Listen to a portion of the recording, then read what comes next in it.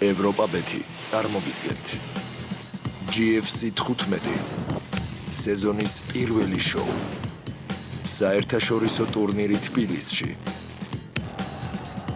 ოქტაგონზე 7 ქვეყნის წარმომადგენელი გავა. ქართველებს მეტოქეობას ბრაზილიელი, თურქი, უკრაინელი, აზერბაიჯანელი, სომეხი და ტაჯიკი მებრძოლები გაუწევენ. ჯამში 11 ორთაბრძოლა, აქედან 5 მეინ კარტზე. სოფია ბაღიშვილმა 2021 წელს 4 ჩხუბის ზედიზედ მოიგო. ბოლო 3 მეტოქესთან გასამკლავებლად ჯამში მან 3 წუთი და 22 წამი დახარჯა. ბაღიშვილი ოქტაგონზე აზერბაიჯანელი ტუნზილა იმამლის წინააღმდეგ გავა. კარიერაში ერთადერთი მარცხი სოფიას სწორედ იმამლის წინააღმდეგ აქვს განიცდილი. ერთადერთი მიზანი რევანში და მოგებათა სერიის გაგრძელებაა. საქართველოს ჩემპიონის ტიტულის მოპოვების შემდეგ პირველად იჩხუბებს ოთარ თანზილოვი. მისი რეკორდი შთამბეჭდავია 5 ბრძოლა და ამდენივე გამარჯვება. აქედან 4 ნოკაუტით. 16-ში ოთარს მეტოქეობას ბრაზილიელი რაფაელ რიბეირო სუარეში გაუწევს. სუარეში პირველი სამხრეთ ამერიკელია, რომელიც GFC-ზე იჩხუბებს. GFC 15-ზე კარიერაში მე-15 ბრძოლას ამირან გოგოლაძე ჩაატარებს. ერთ-ერთი ყველაზე ნიჭიერი ქართველი მებრძოლი ამჯერად თურქი მურად ქემერის ნოკაუტში გაგზავნას შეეცდება. დეკემბერში ირანელი შეშლილი ლომის უშანსო დამარცხების შემდეგ ყველა სნაიპერის კიდევ ერთი ფატალური გასროლის მოლოდინშია. GFC 15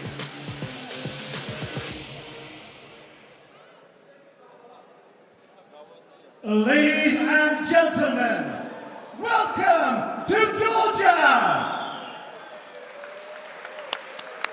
Ladies and gentlemen, this is the International Georgian Fighting Championship and this is GFC 15. Now please welcome your sponsors for this evening.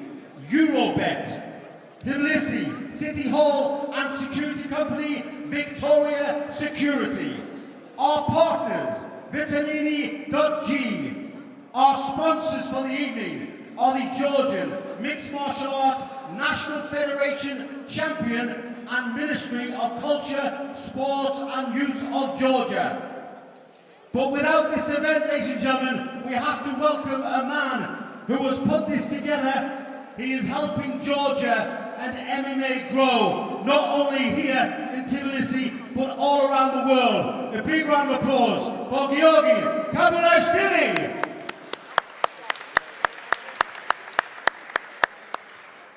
Our referee for this evening is Alexander Lunga. Our 3 officials ringside, champion and world champion of MMA, Raul Tuturauli. Soso Nizaradze and Becca Gogoladze. Ladies and gentlemen, we are live! Ladies and gentlemen, please welcome your first fighter to the cage. In the blue corner, Mamuka Zaravandishvili.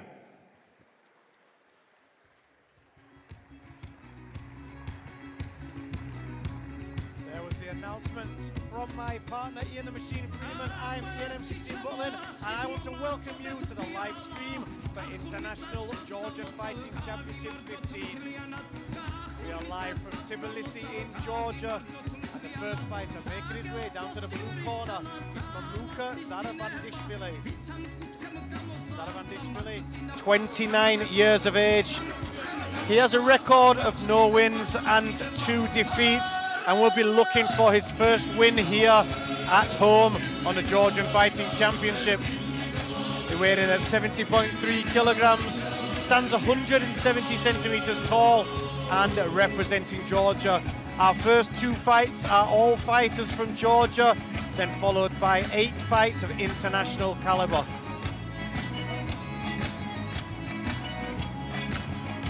Final checks over, and he will enter the blue corner.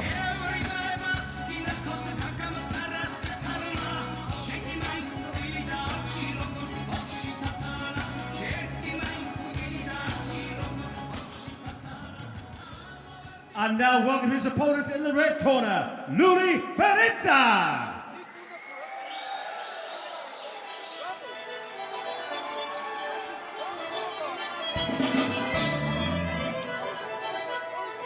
So his opponent making his way down to the red corner for this lightweight contest is Luri Beritza. Beritza has had one professional fight, and that was a win inside the distance. He also weighed in on the limit at 70.3 kilograms, the championship limit. There is actually a £1 allowance for non-title bouts. Both these fighters making the official limit.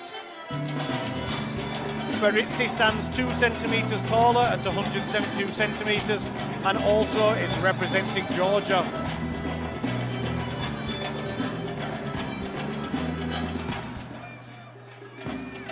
You'll see the cage side checks here being done by former M1 global champion Raul Tutaruli, who is the head official here this evening.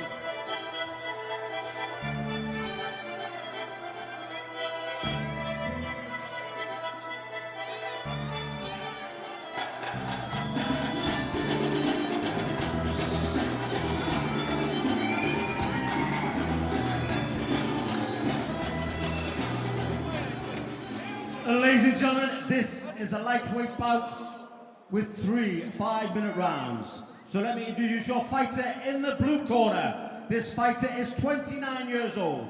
He weighed in at 70.3 kilograms. He stands 170 centimeters tall and has a record of no wins and 2 losses. Representing Georgia, please welcome Mamuka Zaravandishvili. And now welcome his opponent in the red corner. This fighter is 20 years old.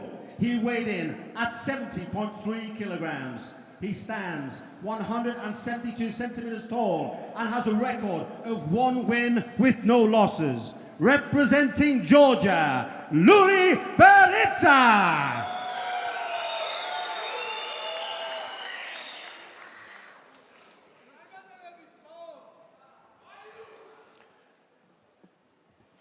So here we go with bout number 1. This is a lightweight contest. Zaravandishvili in the blue corner, Beritza in the red. I'm joined by Ian the Machine Freeman. Well, 1-0 versus 0-2. And as you can hear by the crowd, Beritza in the red corner, although both from Georgia. He was a crowd favourite with a takedown immediately in the half guard. He started aggressive there, big right hand, closed the distance for the Oh, takedown. he's jumped to mount, Ian. That was quick. It was quick and it was slick. He was not worried about the guillotine one bit there, Ian. He had a half guard right over the knees. He's going for arm triangle. He's got it. He's going to step off from the mount.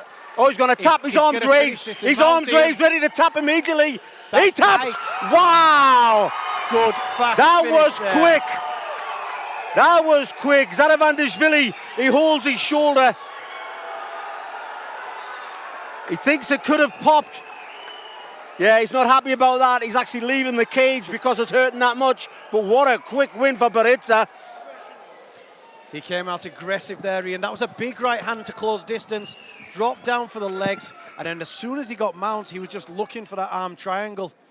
Set up the submission. Didn't even need to drop off to the side for the pressure. And he's now 2-0 as a professional. A very fast start to our fights here at Georgian Fighting Championship 15.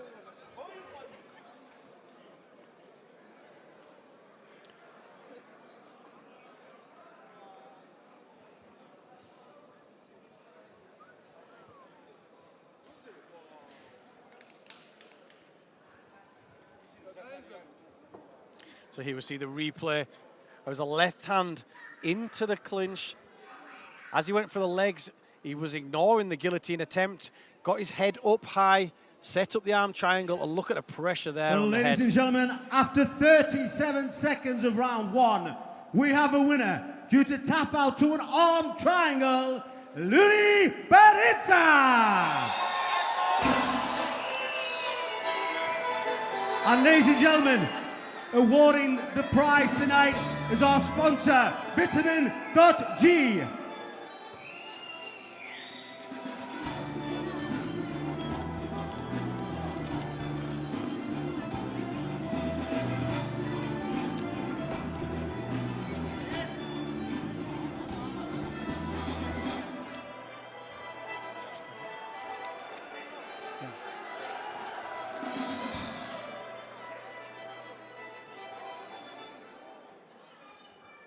Ladies and gentlemen, our second bout of the evening is in the featherweight division. So please welcome your first fighter to the cage, Kavicha Koritsa.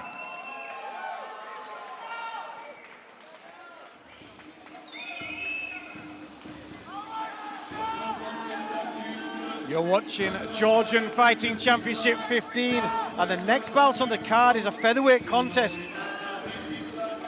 Kavicha Koritsa has a record of 3 wins and 2 defeats. He started his professional career with 3 fast submission wins.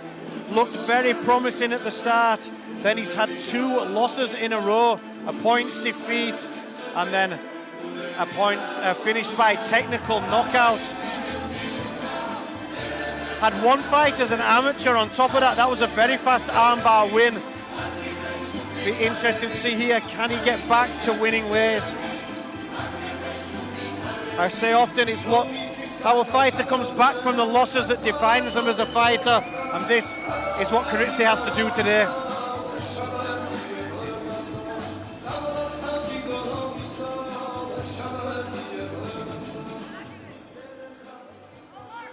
Ladies and gentlemen, now welcome his opponent to the red corner, Rafael Movsesiani.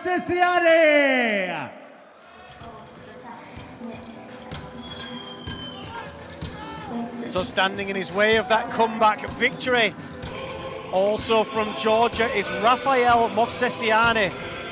Now Movsesiani is 28 years of age and making his debut here on the Georgian Fighting Championship. No fights as of yet as a professional. He weighed in on the limit of 65.8 kilograms, and he stands 170 centimeters tall. So Koritsa actually has a 12 centimeter reach advantage. Quite a lot for a fighter at featherweight. Be interesting to see here, does the experience of Koritsa play out? And how is his head after coming off 2 losses in a row?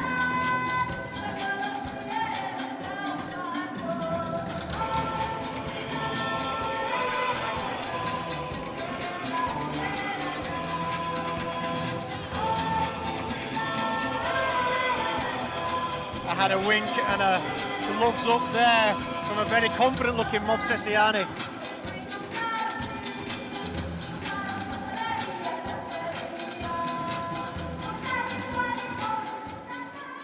Ladies and gentlemen, this is a GFC featherweight bout. So please welcome your fighter in the blue corner. This fighter is 29 years old. He weighed in at 65.8 kilograms. He stands 182 centimeters tall and has a record of 3 wins with 2 losses. Representing Georgia, please welcome Kavicha Koritsa. And now welcome his opponent in the red corner. This fighter is 28 years old. He weighed in at 65.8 kilograms. He stands 170 centimeters tall and is making his professional debut. Also from Georgia, please welcome Rafael Movsesiani.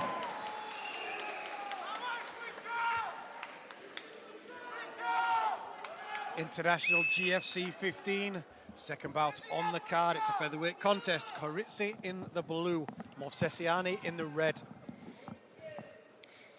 We have Movsesiani making his debut here. Koritsa coming very confident, especially with that cartwheel right at the beginning, Ian.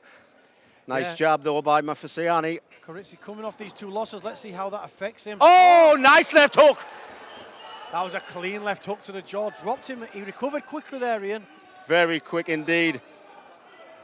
Movsesiani threw a nice right hand just before that. It did miss the mark, but it was clean and it was straight. So Karitsa looking light on his feet, bouncing around there, showing his legs have not stiffened up from that left hook. I think maybe caught him off balance. He needs to be careful with his legs. Oh, and again, there's a big right hand.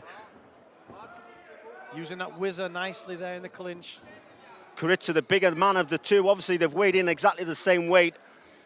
Yeah, they both ripped to shreds at the weigh-in yesterday. And oh, unbelievably so. I mean, for a man who's making his debut, he's doing really well. Movsesiani, he's avoiding the takedown. Just doesn't seem to have that strength or the ability to take his man down, though. He's trying. He's tried the outside hook. He's tried the inside hook. Yeah, he's tried the hip throw. When you've got a taller guy with that big, heavy whizzer, it is difficult. It's very difficult, but there's a guillotine. He's got a guillotine. Again, the smaller man putting a guillotine on the bigger man is quite difficult. He's dropped down to mount position. Oh, he's moved round to side now. It wasn't a full mount, but there's the half guard. Yeah, so he's passed through to half guard. He seemed to settle in half guard, looking to work the ground and pound. I love the half guard for ground and pound. It's a great position. A lot of fighters don't really utilize the half guard. They try to get the side or sit in the mount, but half guard, I love it. The leg that's on the outside, which will be the left leg of Karitsa, he needs to slide that right under the armpit. If he slides it under the armpit, he gets a nice steady base. You see the legs going back into guard now. He's got the knee back in. So Movsesiani back to the full guard.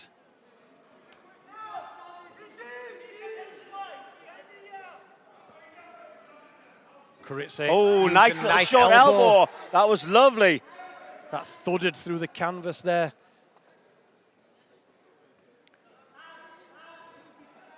So Movsesiani looks relaxed underneath as he tries to tie up an arm. Well, for his professional debut, he is relaxed, Ian. Nice little short elbow to the stomach there by Karitsa. And there's the long arms coming to play. Yes. The long reach. Trying to go for the armbar, though. Movsesiani, the short little legs. He's trying to spin around for the armbar, but the elbow of Karitsa is out of trouble. Yeah, really well framed there from Karitsa. It's going to be difficult. When he postures, his head's so far away from Movsesiani. Again, you see that big elbow over the top. Having the long limbs is an advantage. Sometimes it can be a disadvantage, especially when you're being armbarred, because you've got long limbs to grab a hold of, but it's working well for him with the elbows over the top. Yeah, so once he gets postured up and then he comes back down with the elbow. And he's doing a good job as well of using the inside bicep control. Trying to keep the inside position with his arms there. Yeah, it's always best to have your hands on the inside when you're in top position here. Great striking ability there, Karitsa. Again, using that length to get right onto the jaw. You see, he used the palm there, Ian, onto the elbow. Movsesiani's not in a lot of trouble here, but he does need to do something from underneath. Yeah, he can't just sit totally underneath. agree. He's not in a major amount of trouble, but he is taking damage and he is losing this round because of this. But great work back to his feet. Mouth guard come out of Karitsa. What we need to see here is Karitsa keeping his hands up a little bit because he did seem susceptible to the strikes. Movsesiani throwing big looping nice body shots. kick. And again, Movsesiani was swinging though, wasn't he? That left hook caught him. Karitsa went down. Nice level change there into the single leg. Movsesiani looking to push the head down, but didn't look to get an underhook there to stop the takedown. Now this could be a nice easy guard pass if he wants it. There's the half guard again. See, there's that knee. He needs to go under the armpit. Needs to base himself out nice and wide.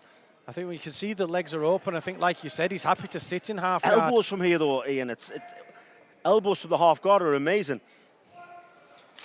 Yeah, well, his hips are a little high and he's allowed the knee to get back in. So now he's got that butterfly hook now with the right leg. Again, you see the headbutts to the body. Kicked off. Well, a great round there by Karitsa. Definitely won that round for me, but no shame for Movsesiani making his debut and did fantastic. Although on the bottom most of this fight, was never in any trouble. Yeah, Movsesiani had a really good first minute to the fight. If we watch here again, you see that left hook landed. maybe a little wild coming back in to follow it up. But once it got to the floor, it seemed to be all Karitsa. Karitsa using his long reach inside the guard. And again, he felt that work, so he came back out for a single leg and again got the top half guard position. Well, we haven't seen Movsesiani in top position, so maybe this could be a game plan for him, whatever his corner is telling him. He's winning the striking exchange of standing up. Let's see what he's like in top position.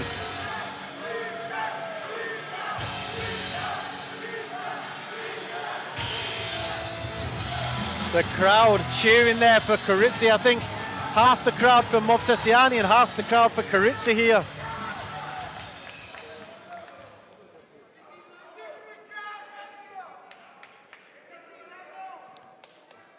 So here we go, the start of round number 2. Referee Alexander Lunga there wanting the fight to wipe down. Too much water has been applied between rounds. Yeah, especially if there's a triangle or some form of choke submission.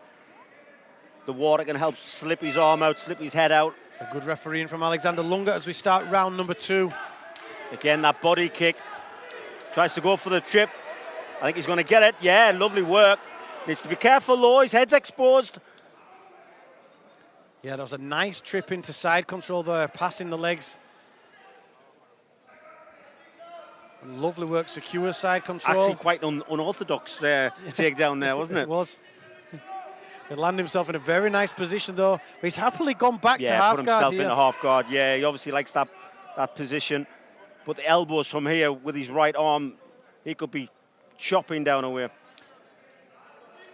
Yeah, I think I'd like to see the same posture he was using inside the guard from this half guard position.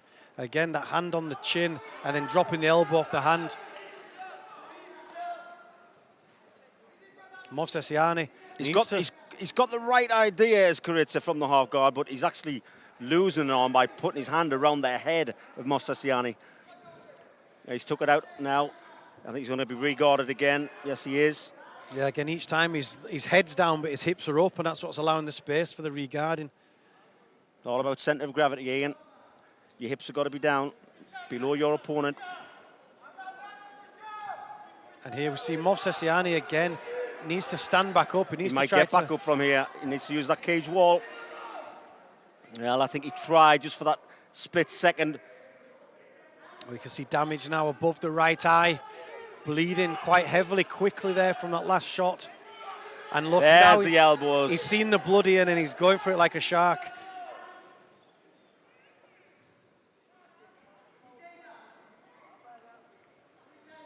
Well, he's a tough little dude. Movsesiani just needs to learn how to get back to his feet from this position. He does. Sitting in the guard, he's not working using the fence.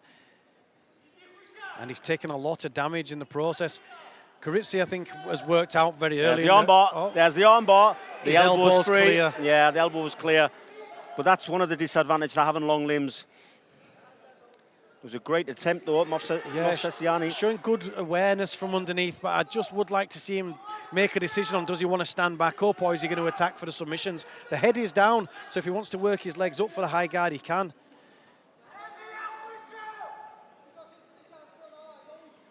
Two and a half minutes halfway through the second round. Again, Movsesiani. It's going to be a long round for Movsesiani. Oh, he's back up, but again, shoots for a double. Now the single. Again, with that little sit-down, takedown. So he's looked for the Kimura to defend there. Again, he wasn't looking to get the underhooks or anything in between him and his opponent. Movsesiani just looks that little bit flatter on his back now. With his grapevine in that half guard. Yeah, we're into the second half of the fight now, and the fight is telling its toll on the eye there. That's the swelling above the right eye of Movsesiani that split. And again, you see Karitsa a good job of keeping his arms on the inside, but he's just not doing as much with it as he could. You know, he's just throwing the little short punches inside. He could be pinning those arms down and working the elbows over. I'd like to see him posture up a little bit more as well. Widen that half guard base. Knee under the armpit, nice wide. Sit down, sit his backside down on the leg of Movsesiani. And then throw the shots. Nice up kick there. Yeah, he needs to be careful of that up kick. That's the second time Movsesiani's gone for that. This There's time the he's underhook got this the time. underhook, yes. But will it defend? Well spotted, Ian. There we go. He's done a better job of defending the takedown, but still, Karitsi is incessant. He just looks the smaller man. I mean, here at GFC, they have a weight limit to abide by, and then as long as they make that weight limit, they don't really tell you exactly what weight they weighed in at.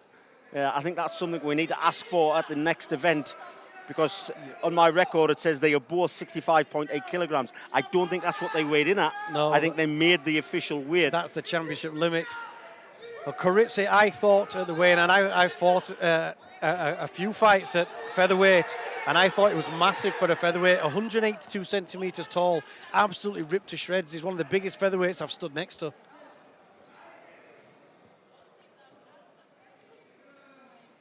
And he is now passed in the side control.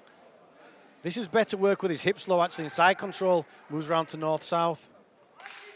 Final 10 seconds. Well, it's another clear round now for Karitsi. And Movsesiani looks tired there, Ian. Yeah, he's got to pull something out of the bag here. Make a break in the third round, I think. Well, there we go. There's the end of round number 2. We have Karitsi again dominating from top position. Every time Movsesiani got up, and he didn't get up very often, Ian, it was tough for him. When he did get up, Karitsi grabbed a single leg and got the takedown again. I mean, don't get me wrong. Karitsi is winning this fight easily, but Movsesiani is making him work for it. Well, that was that lovely outside trip we saw then, like a valley drop onto the floor. And then a similar trip to the other side.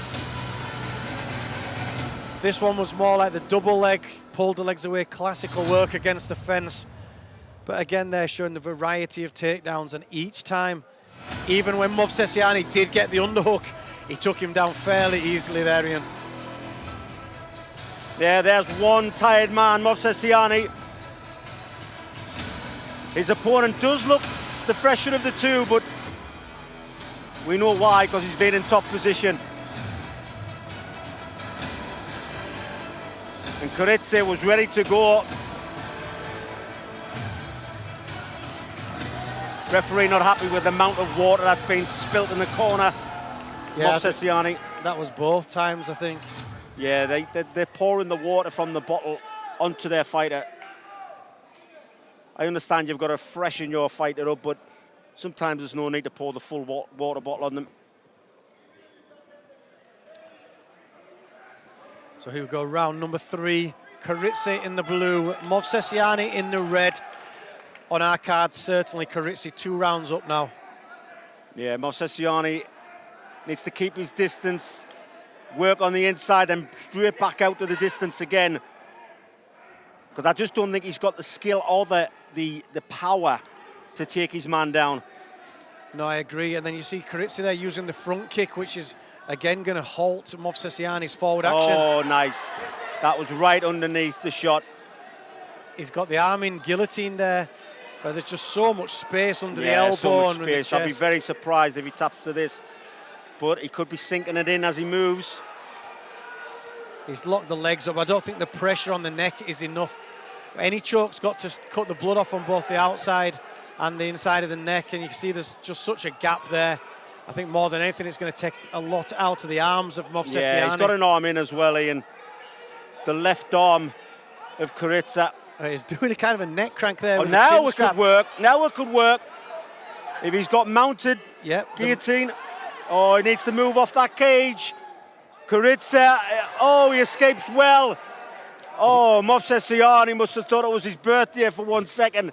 Then all of a sudden he's pushed off the cage. And you've got to think how much has that taken out of him mentally. You know, for the first time he feels like he's in a top position, a better position, only to be reversed by Karitsi. Karitsi now in the full guard of Movsesiani. Both fighters looking tired here. Yeah, the head's down, the head's resting on the chest. Short shots to the body. So I talked in the walk down about the fact Karitsi had 3 submission wins very fast in his first 3 fights, and then he's had 2 losses, 1 on points and 1 by a TKO. So he's got to come back from these losses And I think here, Ian, this is going to be a good fight for him. The fact he's getting so much mat time. It's not a quick submission win. He's coming back from those losses, and he's having to use heart here against a very tough debut fighter in Movsesiani.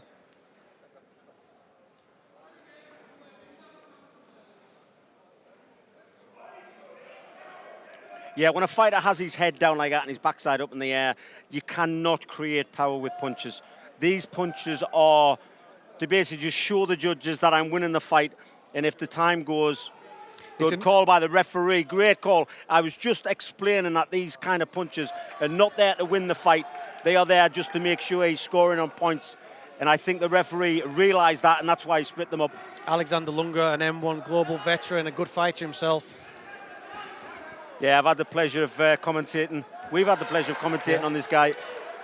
We have. But again, another takedown, Ian. Yeah, again. Taking Movsesiani down at will. Movsesiani just doesn't seem to have the cardio, the conditioning to stop these takedowns or even to put up a fight, really. Well, he needs to try and work on his submission. There you go. He's trying to work around for the arm again. He nearly got it before. Yeah, his best work has really been when he gets his hips right out to one side or the other. Kuritsa might have pulled out the last time, but he's a lot more tired now. We're into the dying 90 seconds of this fight here. Yeah, there's 90 seconds left to go, so why not try an armbar? Why not try a triangle? Kuritsa is not as strong as he was in round two. Obviously, he's burning the candle at both ends. Yeah, that head down low, and he is showing his tiredness, you see there. Good call again. Yeah. We need to see some action. Oh, I think he's going to get the doctor to look at that cut. Oh, he's hitting him on the back of the head. I think he had actually warned him earlier on for that as well. Wow, hitting the back of the head. But it was the elbow in the back of the head. I've got to be honest, Ian, I didn't really see that. Well, I think he didn't want to give him a beneficial position for doing that, so he's put them back down on the floor. I mean, it's not going to make much difference. I would like to see where the elbows were, because if they're on the top of the head, then there shouldn't be a problem. I think he come out to the side like that, and then he was elbowing down, so he's doing pretty similar. But in the defence of Movsesiani, Kuritsa is actually putting his head there. Yeah. If he doesn't like it, sit up. Yeah, and punch him harder. So that's better work from the posture guard. Just as we're saying, get your head up. With 20 seconds left to go. Can he get a come from behind no, armbar? he leaves it. He did have the armbar. He obviously felt it wasn't on. I feel that was his last chance there, Ian, to pull something out the bag. The final 10-second knocker has gone.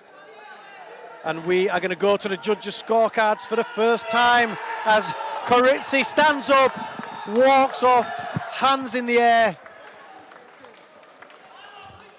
And I said it's how you come back from your losses that defines you as a fighter, and that was a very impressive performance. Kuritsa.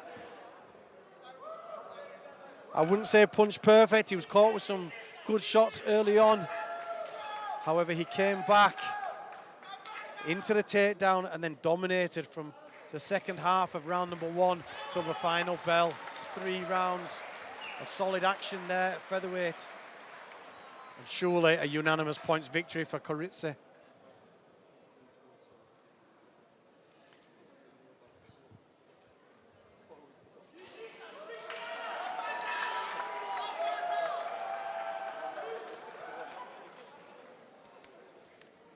Here's we see the replay, this featherweight contest.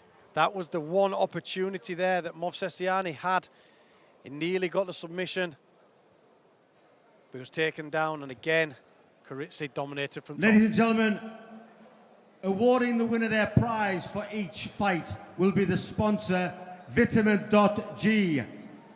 And our winner, by unanimous decision, Kuritsa!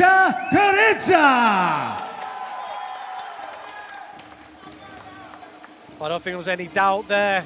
Unanimous victory. Kuritsa of Georgia. His record betters now to 4 wins and 2 defeats.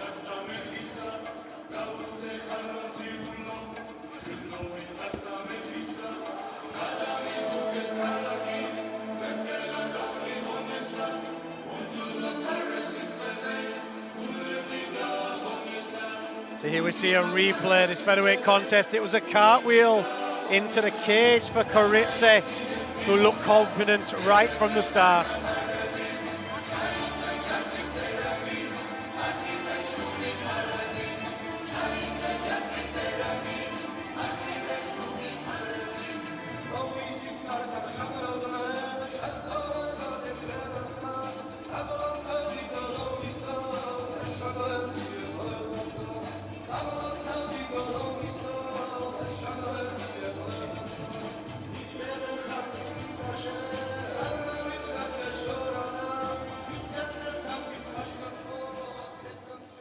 Ladies and gentlemen, our next bout is in the flyweight division. So please welcome your first fighter in the blue corner, Sorbon Kurbanov.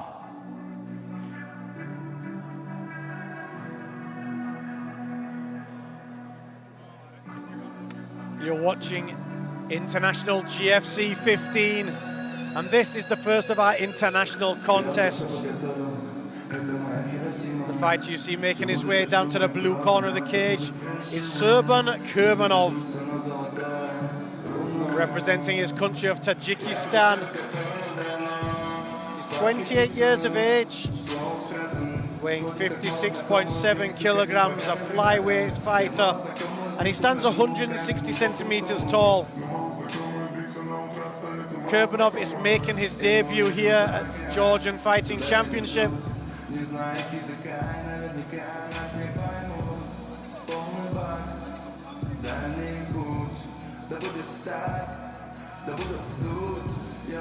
So he's fighting a more experienced fighter, but we always say it's the unknown for the fighter. You're coming against a debut fighter, you don't know what to expect, what's coming. We do know the fighters from Tajikistan generally have very good wrestling skills.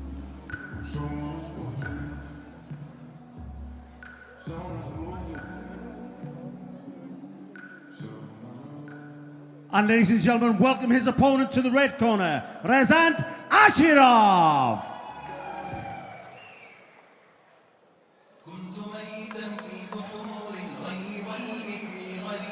So his opponent, making his way down to the red corner and representing Georgia, is Rezant Ashirov.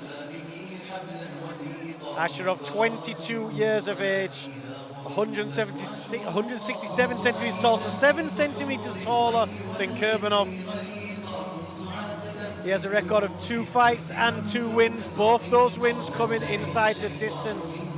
And I talked about the fighters from Tajikistan having good wrestling, but so far we've seen many times the fighters from Georgia, great all-round fighters, good stand-up wrestling and ground, very complete fighters.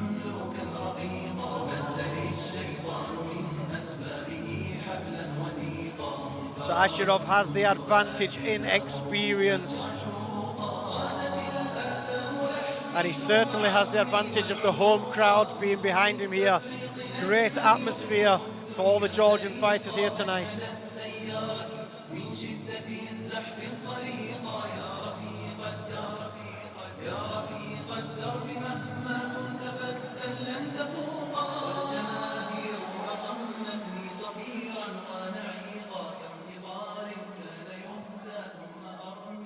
Ladies and gentlemen, this is a GFC bout in the flyweight division.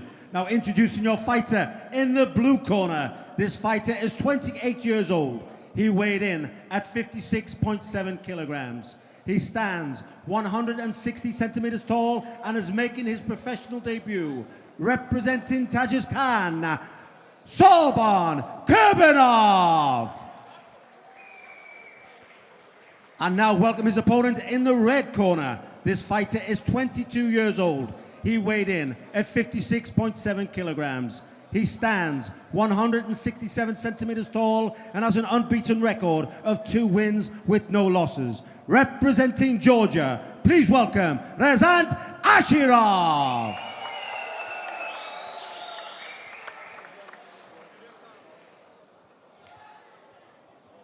GFC 15. This is a flyweight professional contest. We have Kurbanov in the blue, Ashirov in the red. Ashirov representing Georgia and Kurbanov representing Tajikistan. touch of gloves, and we see the first of Kurbanov. Oh, how explosive was that? Ashirov with fast hands. Yeah, expect these flyweights to be fast, but they were fast combinations from the start. I like the movement as well, Ian. He's nice and light on his feet. Look at that right hand. Yeah, stepped into distance. Oh, he nicely. shoots. Nice takedown, outside trip. Single leg there. Oh, he's caught in a guillotine. It doesn't look too tight, but oh. Yeah, only the one He's hand tightening up there. now. One-handed, yeah. It's not going to go up. And that was a lovely fast level change into that It single was. leg. Do you know what? When I saw the way he was bouncing and moving and those fast hands, I thought this was going to be a stand-up fight. But immediately he shot for that leg. But that's an all-rounded fighter for you. And this is just what I said in the walk down here in the Georgian fight, as we've seen such all-round skill. Stand-up, clinch, ground. And again, we're seeing that here. But Kurbanov. What I like about Kurbanov straight away, oh, he got kicked back. Shoots for the double immediately. Turns the corner. Again, caught in a guillotine. Great wrestling there as he's kicked off and shot straight back in for the legs, not giving an inch there to Kurbanov. But this is what we expect from the flyweights here, non-stop action. Ashirov gets the arms clear. He'll try and pass the guard, wants to be careful for the up kick. Again, he shoots. Do you know what? Kurbanov's good with that technical standoff. Stand-up. It's just that Ashirov's so quick at shooting back in. He's obviously drilled it as Ashirov. As soon as somebody gets up from the guard, shoot, shoot, shoot.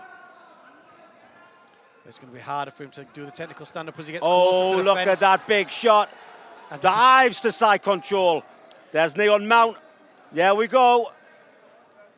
Let's see what his base is like. There's a chance there for the arm bar as he locked up the arm. Very dangerous though, as you know, Ian. Yeah, I think he's happy to stay on top and fire some elbows and punches. He's so all-round. He wants to be careful. He's not going to kick off the cage. There we go. He kicks off, takes his back. But back to mount. Balance there. Ashirov, he is 2-0. Well-rounded. Striking, grappling, takedowns, and look at the power now coming down. He switches between the elbows and punches so well. He's not looking for the submission yet, Ian. He's looking for strikes. Well, I think he's going to wait till Kurbanov turns his back. Once Kurbanov turns his back, that's when he'll sink the hooks in. Hammer fists. Oh, what a great reversal. I think it was more desperation reversal than actually skill, but he still got it. No matter how you do it, as long as you do it. Yeah, well, there's a few times it was like he put his arm up and maybe he was dummying, trying to make Ashirov go for the arm. Yeah, how many times have we seen that? There's a triangle. There's a triangle. He's locking it up here, and if he can pull that foot down. Pull at the armbar, switch to the armbar. Yeah, he's locked the Now triangle. he's convinced he's going for the triangle, but he could switch to the armbar. There you go. Has. There's the armbar. That looks tight. That is very deep indeed. There's a grimace there from Kurbanov. That is very deep. Oh, he's going to turn out of it. He tapped. The tap. Wow. Fantastic technique, and again. What an all-round fighter. Ashirov goes to 3-0. I just couldn't fault anything that he did. No, nice light stand-up into the clinch. Those fast takedowns off the technical stand-up, and then the finishing. Great work there.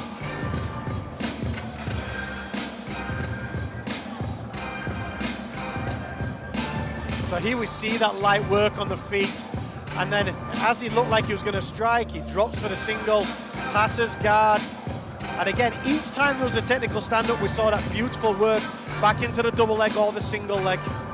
Lovely takedowns, great wrestling, and then a fantastic submission finish. Ladies and gentlemen, awarding the prize tonight is our sponsor, Vitamini.G. And ladies and gentlemen, after 3 minutes, 20 seconds of the first round, we have a winner due to tap out from an armbar, Rezan Ashirov.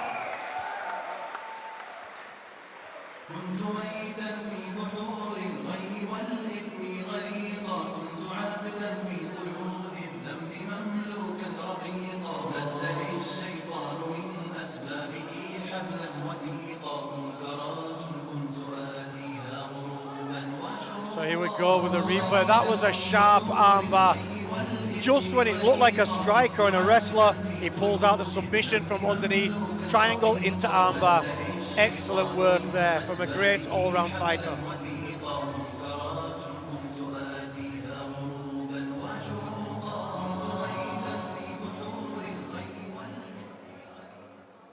Ladies and gentlemen, our next bout is a featherweight bout. So please welcome your first fighter to the cage. In the blue corner, David Khachaturian.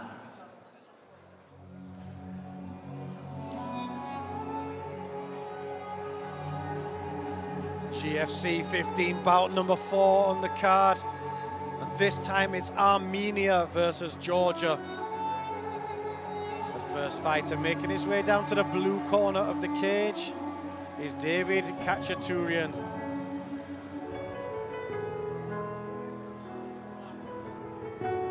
Khachaturian making a slow, composed walk to the cage. He's 24 years of age with a record of 1 win and 1 defeat. Again, making the featherweight limit of 65.8 kilograms.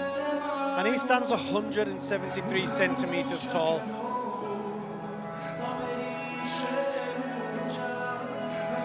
Khachaturian with his last win being on Georgian Fighting Championship 14. We were out here in November.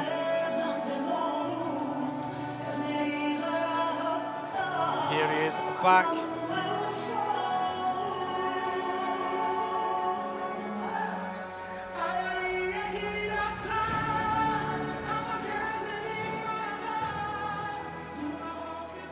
And ladies and gentlemen, welcome his opponent to the red corner, Elguja Gogia.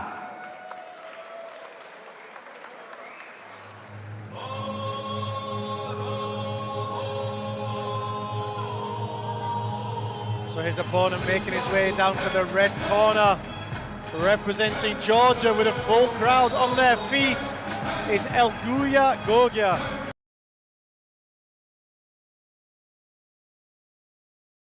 One defeat, standing 180 centimeters tall, good 7 centimeters taller than Khachaturian.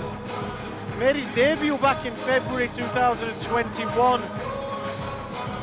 That was a points win over 3 rounds. He lost by TKO a month later, staying very active after the lockdown. And then he had a big TKO victory in June 2021. He's been inactive for the last part of 2021, but here he is back. And he will be looking to impress in front of this crowd that seem right behind him.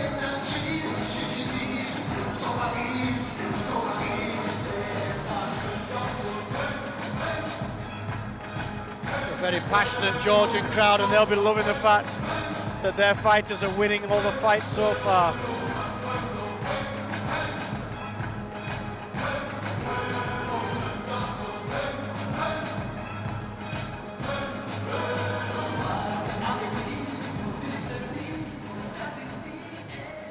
Ladies and gentlemen, our next bout is a GFC featherweight bout. So please welcome your fighter in the blue corner. This fighter is 24 years old. He weighed in at 65.8 kilograms. He stands 173 centimeters tall and has a record of 1 win with 1 loss. Representing Armenia, please welcome David Khachaturian. And now welcome his opponent in the red corner. This fighter is 19 years old. He weighed in at 65.8 kilograms. He stands 180 centimeters tall and has a record of 2 wins with 1 loss. Representing Georgia, please welcome Elguja Gogia.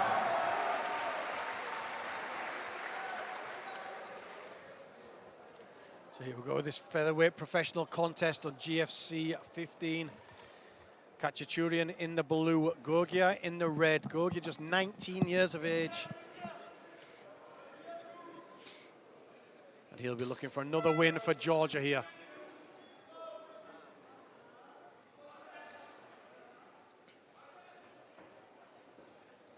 Khachaturian looking relaxed as he did on the walk down.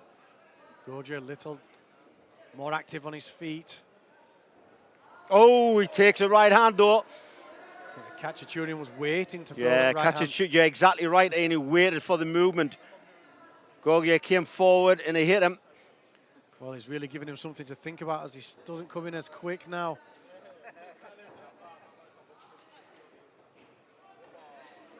Little fake of a spinning kick there. Gogia definitely a step back a little bit. Oh, there's a shot. Yeah, definitely looking more tentative on his feet after that right hand landed. He did take the shot well, but it was a big shot. But let's face it, he's 19 years old. I mean, I didn't even know what competitive sport was at 19. These guys actually fighting professional. Yeah, with a good all-round skill set as well. Khachaturian with the double underhooks, trying to defend this takedown from Gogia. I was going to say he needs to step away, and step away he did. Khachaturian turned. Gogia with the double overhooks now, trying to maybe get some pressure to stop these underhooks being as effective. Khachaturian needs to use the head. Well, actually, both of them need to use the head. Get right underneath the chin of their opponent. Lift their head up. The head controls the body. Neither guy is actually winning the head battle here. Yeah, it's like a 50-50 kind of settling for the position, aren't they? And there we see trying to pummel that left arm in now and switch for Goes a for the leg. single. Gogia. Well, he's got it. That showed a lot of strength there with a big. But you know what? lift up the feet. They were fighting with the double overhooks, the double underhooks. They were fighting using a lot of strength. Oh, he got the rear naked. Oh, he turned just in time, Khachaturian. I think looking knees would work now. The submission before he got the position there with the legs. Khachaturian's got a double underhooks. Nice knees would work. Needs to spin off that cage though. Yeah, again, you see this position where Gogia is happy to have the overhooks and just try to push on the hips or just let his arms hang down. A lot of energy being spent by both guys. Yeah, definitely using physical strength rather than skill here. That's true. That's so true. Again, you see Gogia trying to pummel the arms in to get a leg. He does. He drops down into the full guard now of Khachaturian.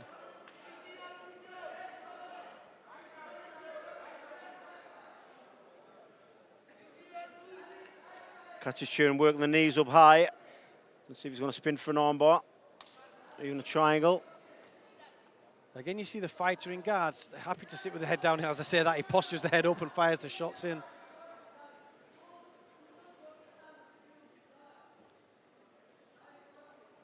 I'd like to see Gogia more But see the active difference, here. Gogia has got his hands on the outside. See, he's got them on the underhooks. He's got them on the outside, so he's got to pull them free first, then throw the shot. Takes up too much time. You need to have your hands on the inside, kind of on the biceps or the shoulders or the chest of your opponent. Yeah, and that was my criticism of him standing up as well in the clinch. He was just happy to have the hands on the outside. Really, whether you're standing up, resting or on the ground, it's the exactly inside the position. same, yeah, it's the same. So again, we have Gogia here with his head down on the chest. Needs to posture up if he's going to work any power into these strikes. At the moment, Khachaturian really shutting down anything he's doing in the same way Gogia is shutting down he's doing by keeping his head against the fence. Well, he's turned at an angle. Who's the leg going to come round? No. Quite happy to just stay in the closed guard, or keep the guard closed, I should say. He could work that foot off the cage and swing into an armbar if he wants to. Because look where the arm is of Gogia. It's underneath the armpit. It's underneath the armpit and holding the shoulder, so it's easy to swing that leg around and get him in an armbar, especially if you let the cage do the work for you. And this is what you say so often, if the elbows come away from the body, they're susceptible to submission. Lacey's got the elbow right back now. Again, I think a good stand-up there from referee Alexander Lunga. 3 seconds left to go. We're going to see a big punch from Khachaturian. Well, I think the clacker's slightly different to our timer on the screen, but we're going to end here.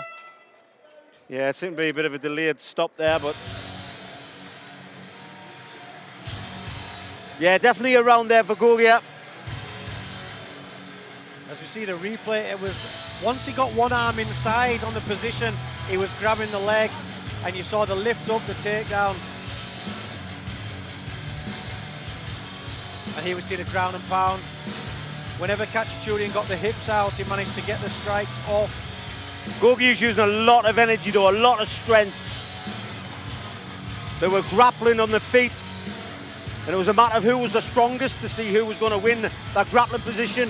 When he got the single leg, he picked up his opponent in the air and dropped him down. A lot of energy being used.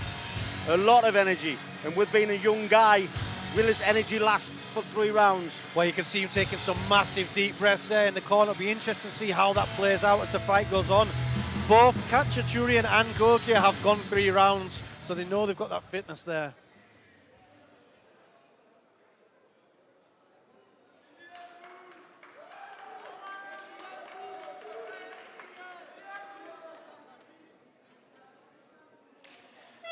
GFC 15, we're in round number 2. Featherweight professional contest, Khatchaturian in the blue, Gogia in the red. Gogia was caught early on in the first. Is Khatchaturian going to try and do the same here?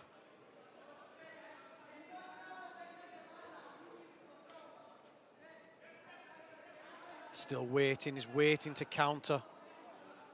Yeah, there's too much weight in there, Ian. Khatchaturian should be faking something, fake a jab, fake a kick, just kick low, just to make him think something's going to happen. Then if he wants to throw the power shots. But at the moment, it's just, you know, the hands are just there. Yeah, down by his chest, not really. There we go, that's a bit better. Maybe he attacked too soon. Well, this time it's the inside position for Gogia in the clinch. Under over clinch.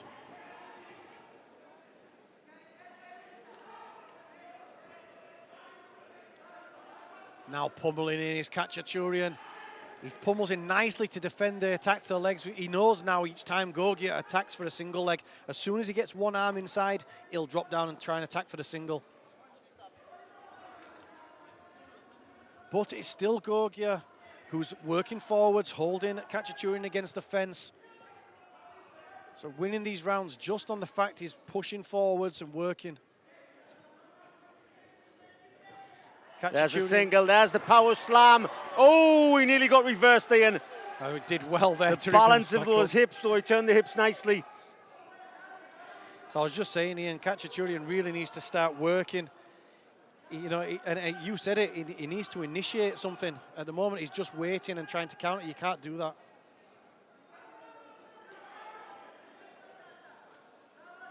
The shoulders trying to work up the fence there of Khatchaturian. Grabbing the cage, not allowed. Referee will tell him off. Put the palm against the cage wall, but you can't put your fingers or your toes through the cage wall, which he's doing exactly there.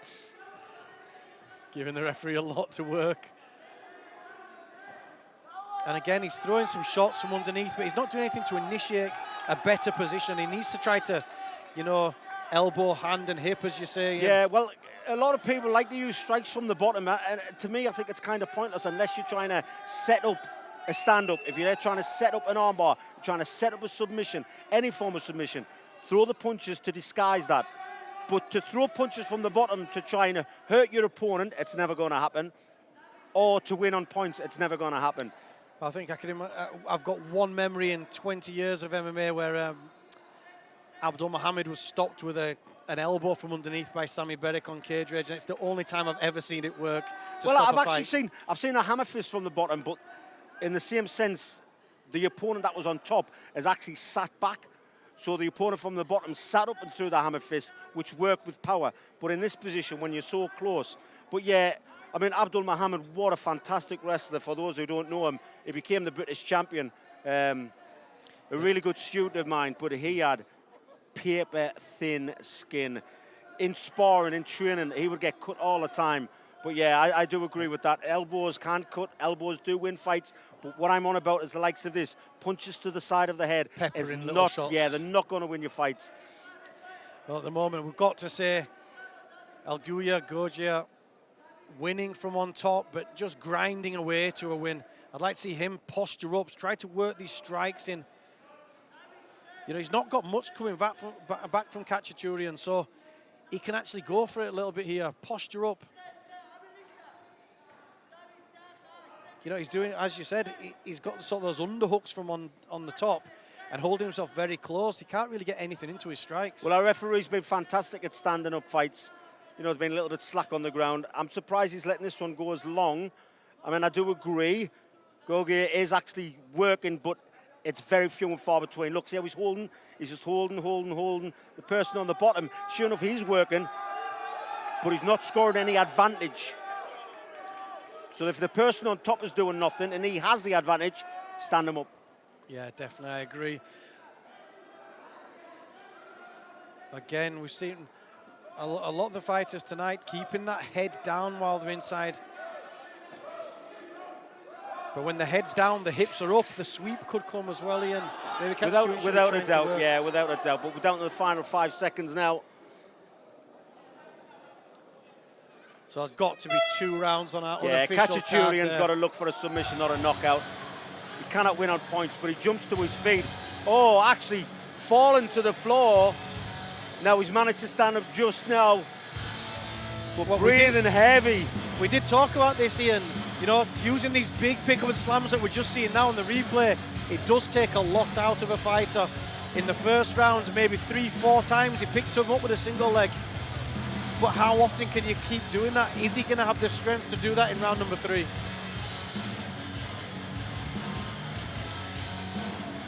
At the moment, he certainly looks the more tired of the two.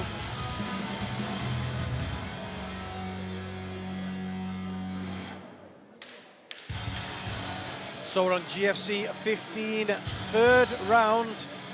Elguya Gorgia, 2 rounds up, but definitely looking for fighters. Is this a chance for Khatchaturian in the blue corner to make a comeback? Well, Khatchaturian is bouncing on his feet. Yeah, he's eager to get out for this 3rd and final round. Sometimes when you're too eager, though, you close the gap too much and you get taken down. So let's hope he avoids the takedown. Here we go with round number 3. Khatchaturian playing catch-up.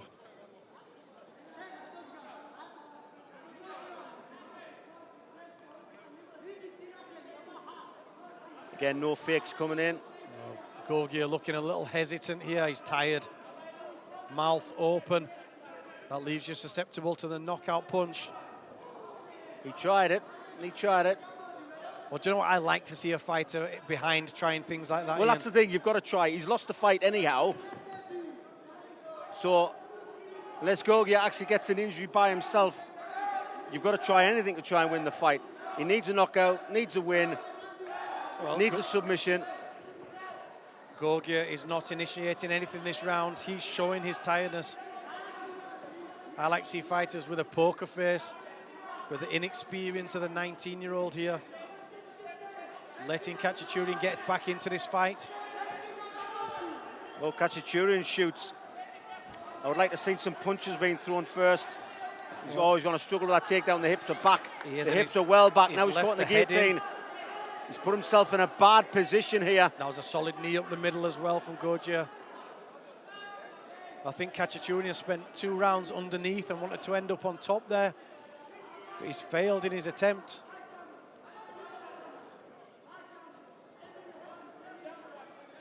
Again, we see Gorgia happy to have the overhooks here. He's not using the pressure. If you're going to use the overhooks, you have to have pressure on the elbows. Oh, simple double leg. Pull off the cage. Beginning of the end. Yeah, Khatchaturian, he's had his chance there. See how Khatchaturian is just punching from the bottom like this. He's not going to win doing that.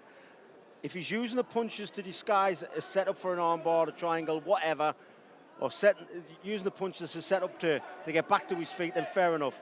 But if he thinks he's going to hurt his opponent, tire his opponent, or beat his opponent by doing that, he needs to get back to the drawing board.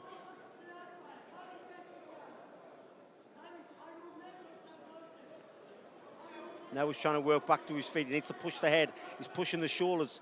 He needs to push on the head. Kick back now. Yeah, he's using that knee shield now a little bit to keep some distance, but he needs to actually push him back, like you say, making up space for the step up.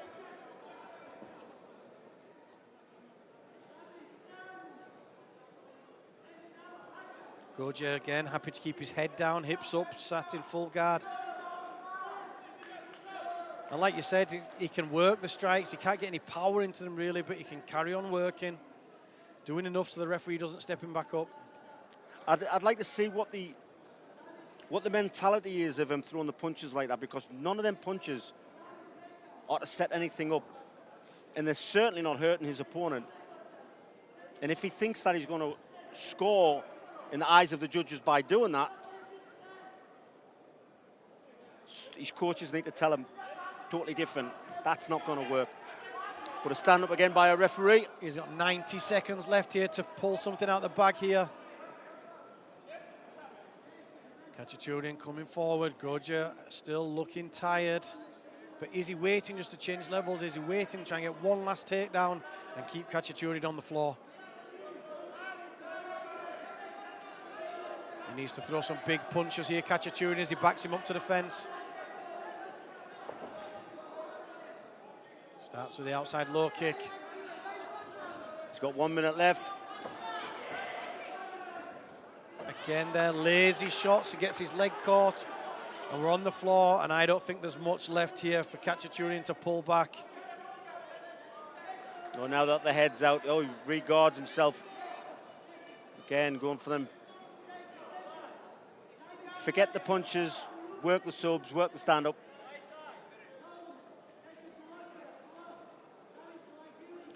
I mean, he needs some space so he can get the hips out and get the legs up. And while he's punching Goja just keeps his head down. So it's not really helping in any way. Elbow, hand, hip, one of my favorite moves. So he's pushing on the shoulders. Very hard to do that. Very hard, a lot of strength, whereas if you push on the head, the body will follow where the head goes. He's trying for a sweep. He's trying for the sweep, at least he's trying. 10 seconds. Working good base there from Goja. A young teenager, he's going to finish stood up on top. And that's 3 rounds in the bag, I believe. Yeah, I would think so, Goja. Ian. I would definitely think so.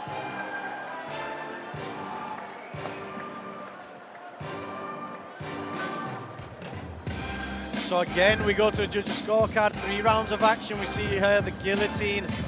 Was holding the arm in guillotine position as he powered the knee in that 3rd round. And the final takedown is the icing on the cake for Elguya Goja. Khachaturian with his country's flag. However, I think that's a points defeat.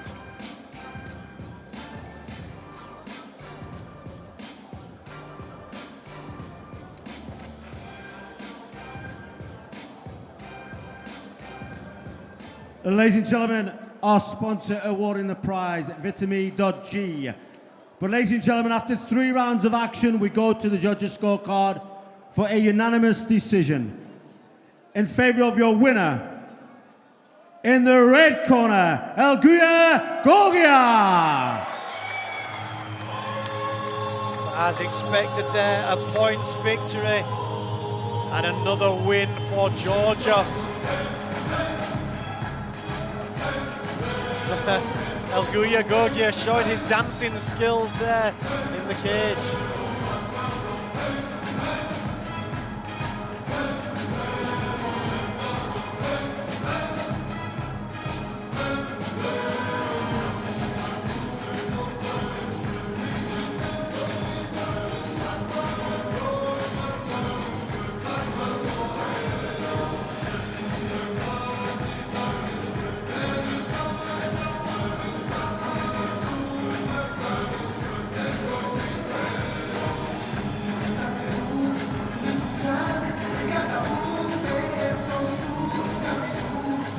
There you can see on the film the packed arena. Okay, ladies and gentlemen, this is the International Georgian Fighting Championship. And let me introduce our sponsors again for this evening. Our main sponsor is Eurobet. Tbilisi City Hall and Security Company, Victoria Security. Our partner sponsors are Vitamin.G. Our supporters are Georgian Mixed Martial Arts National Federation Champion and Ministry of Culture, Sports and Youth of Georgia. And once again, the man who makes this possible, who has transformed Georgian MMA and is now all around the world live tonight. Give a big round of applause for Georgi Kabulashvili.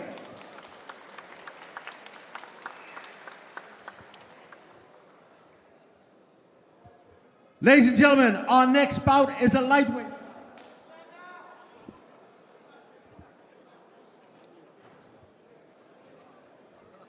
Even the flies love me. Ladies and gentlemen, our next bout is a lightweight bout. So please welcome in the blue corner, Renat Rizman.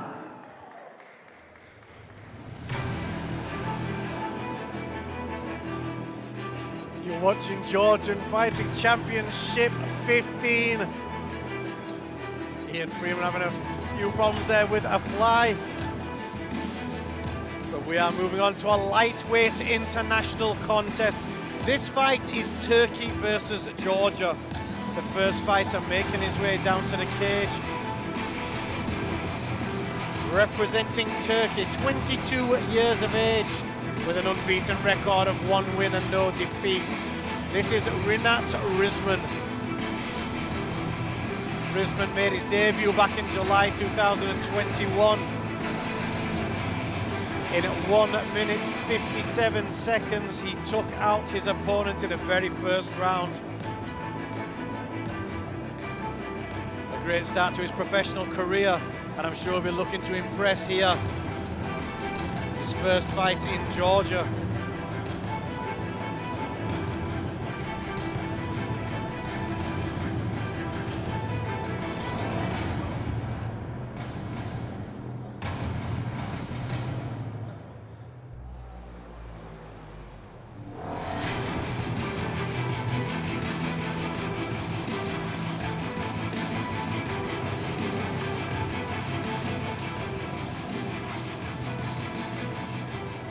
And now welcome his opponent to the red corner, Ruslan Bolvadza.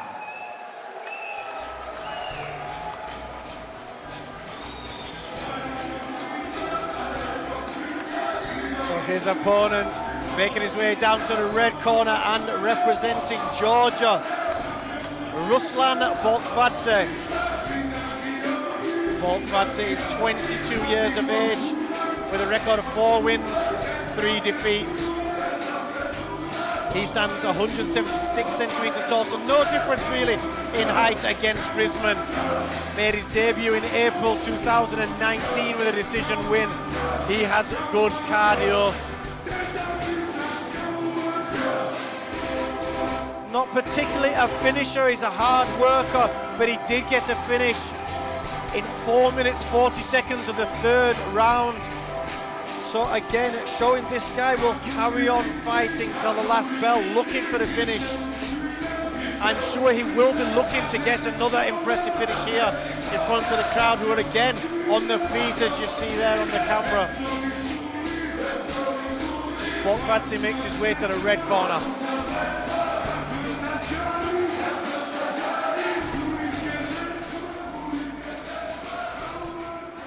Ladies and gentlemen, this is a GFC bout in the lightweight division. Now introducing your fighter in the blue corner. This fighter is 22 years old. He weighed in at 70.3 kilograms. He stands 175 centimeters tall and has a record of 1 win and no losses. Representing Turkey, please welcome Renat Rizman. And now welcome his opponent in the red corner. This fighter is 23 years old. He weighed in at 70.3 kilograms. He stands 176 centimeters tall and has a record of 4 wins with 3 losses. Representing Georgia, one more time for Ruslan Bolvadza.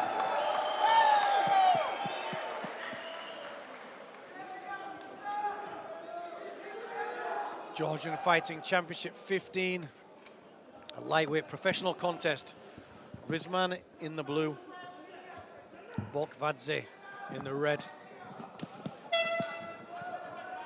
No touch of gloves. No messing about. Rizman straight into that, Ian. Looking for the flying knee knockout. Oh, nice left hook. That was right on the chin. Took it well, though, did Bolvadza. Yeah, so unbeaten in one, Rizman, and he's looking for a second fast. We've seen a knee, we've seen a big left hook, and we've seen a retaliated. Bolvadza with a nice left hook of his own. That was beautiful distance in a takedown defence there from Bolkvadze, who's stepping things up here. He does not want to lose in front of the home like crowd. how he's faking as well, though, Ian. He's making Rizman think. Nice shot. That was right underneath the shot, right underneath the target. I'll tell you what, Rizman did well to stay on his feet there. Lovely level change, pick up. Looking for a tight guillotine. It's an arm-in guillotine, but he's really threatening there.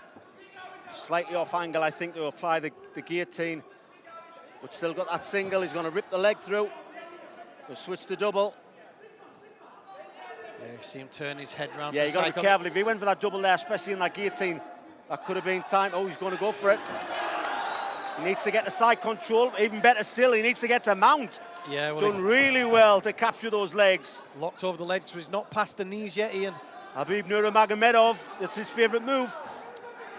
Yeah, there we see some nice work going to the back there. Oh, big shot. Huge ground and pound.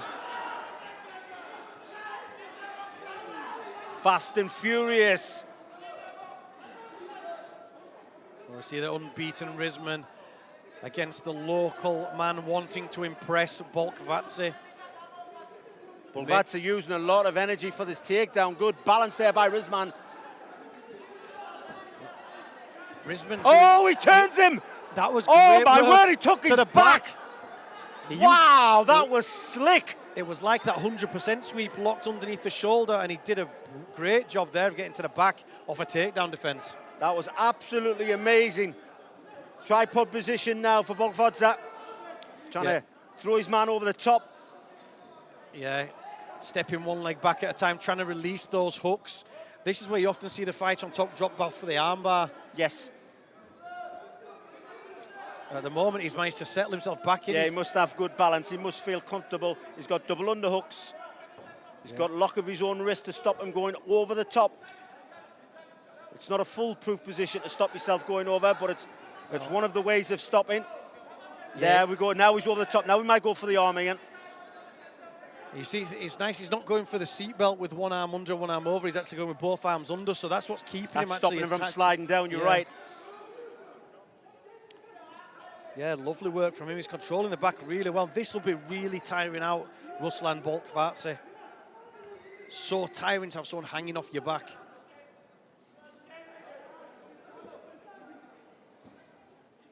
Again, he goes back to the double underhooks. He's using such a nice tight grip there so he doesn't slide too far past the shoulders. Well, that's the thing. His hips are way high, Rizman. Otherwise, he would have been able to flatten out his opponent. Well, now he's switched to one over. Will he switch off to the side? Is he going to look for maybe the armbar? Bolkvadze needs to keep pulling on that head, try and get him. There we go. There we go. He's out. Great work. The crowd appreciate that. Yeah, straight away back to the feet, cheering for their man, who's now on top.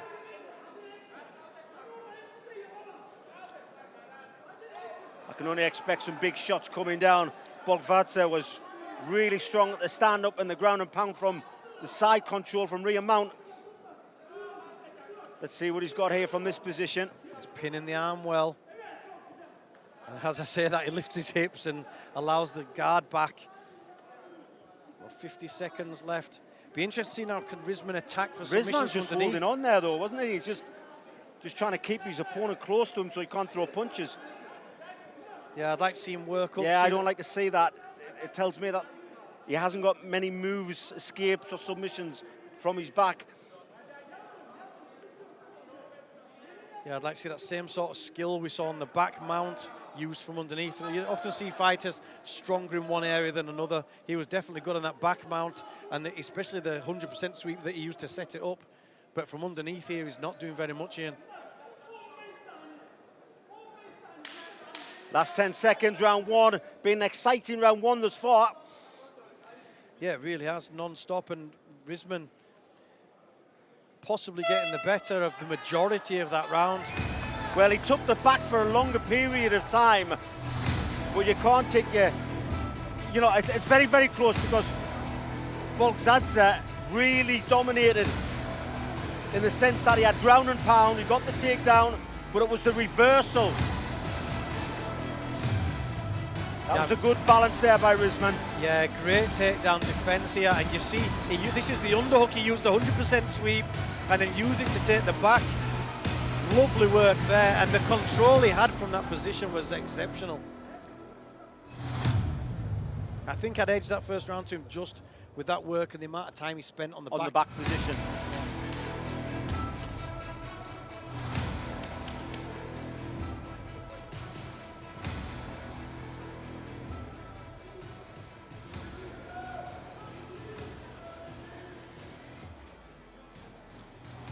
One thing we've got to look at here as we move on to round number 2 is this is the 8th professional fight for Bolkvatsi.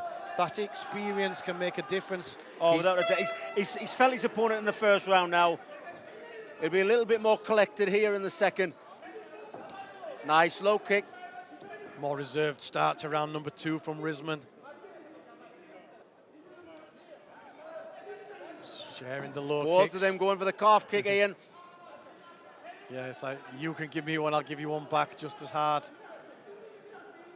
And as we've noticed, that was a beautiful right cross. Oh, he stepped into that. He went to throw a kick and stepped right under the right hand. On the button there. Passes nicely. Oh, good. Good escape, though. Oh, Bolkvatsi, I thought he was out. Just managed to get caught on the bottom as well. Again, Rizman's awareness on the transitions I thought was really good there, because Bolkvatsi looked like he was out for a minute and he managed to transition through and gets this dominant position. Knee on stomach, I thought he was going to slide across the mount. I think definitely showing here that Rizman is better on top position. As I say that, he's reversed. Do you know why he got that reversal? Bolkvatsi had a hold of the head. If he didn't have a hold of the head, he would not have gotten that reversal. Well, now he's got mount. Oh, there we go. There's the armbar if you want it. There's the armbar. It was there, and he's took it. This looks tight. Looks very, oh my word. He's going to snap that arm. On his back. Oh! Rizman is not tapping. Referee Alexander Lungo was close to stopping that without a tap.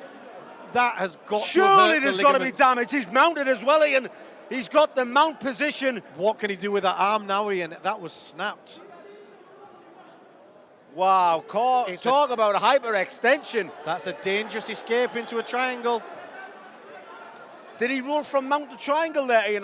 He just seemed to roll to his back. Yeah, he was in mount position and rolled to his back.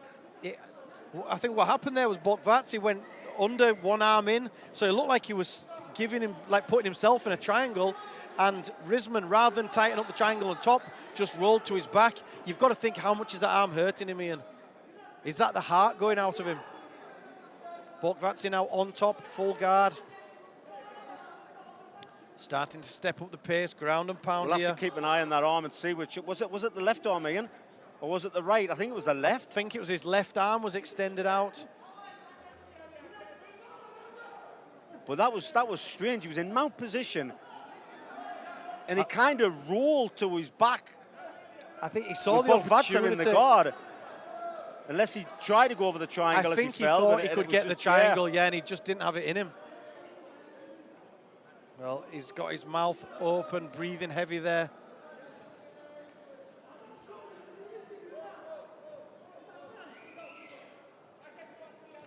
Bolkvatsi's looking to pass again. He's happy to keep his arms under. He gets the arm out there. Looking to circle, but then goes back down, head down. Yeah, but Bolkvatsi needs to sit back, your hips down low, bum on your heels, posture, big shots. Because if he has damaged that arm, he ain't going to try and stop the punch as much. No, certainly. I think as the fight goes on, it'll stiffen up as well. But again, this is what we've seen. It's been a repeated theme from the Georgian fighters. They're happy to keep that head down low as they're sat in the full guard. Trying to work up against the fence now. You see him walking forward, slowly working Rizman's head towards the fence. He doesn't get there, though, before he stood back up.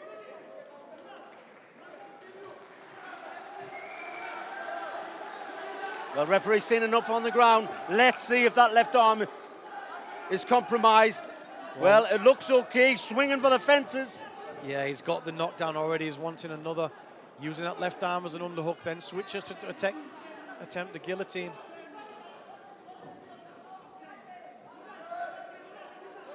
Again, Boltvatsi going for that single leg.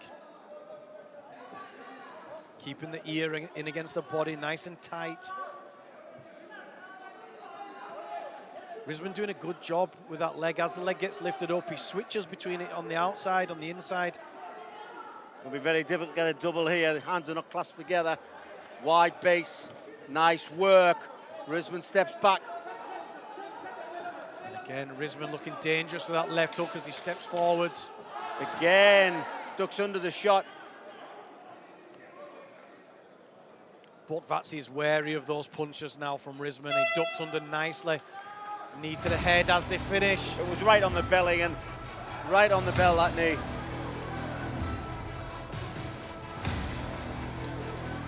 So here's we watch the replay. Risman here on top. That nice underhook roll, as you said, Ian, there. And there we saw the armbar attempt on the left arm of Risman. Oh, and that look was at that, so man. tight. He was just refusing to tap. Oh, my word.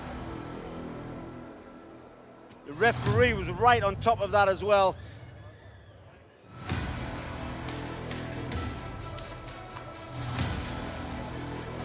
I guarantee he's going to need ice on that when he leaves this ring. There cannot be anything other than damage to the ligaments. May not be major damage, but ligament damage is bad enough. Yeah, I think we're definitely going to see that stiffening up, and it's definitely going to hurt him tomorrow, Ian. So here we go, third and final round now. Oh, he's just shook his arm out. Lightweight professional contest, Risman in the blue, Boltvatsi in the red. Risman, just as they stepped forward, put his finger in the crack of his elbow and shook his arm out. Nice jab there from Boltvatsi, who's backing up Risman now. Risman blinking. Oh. Nearly caught the knee there on the way in. And again, nice transitions through.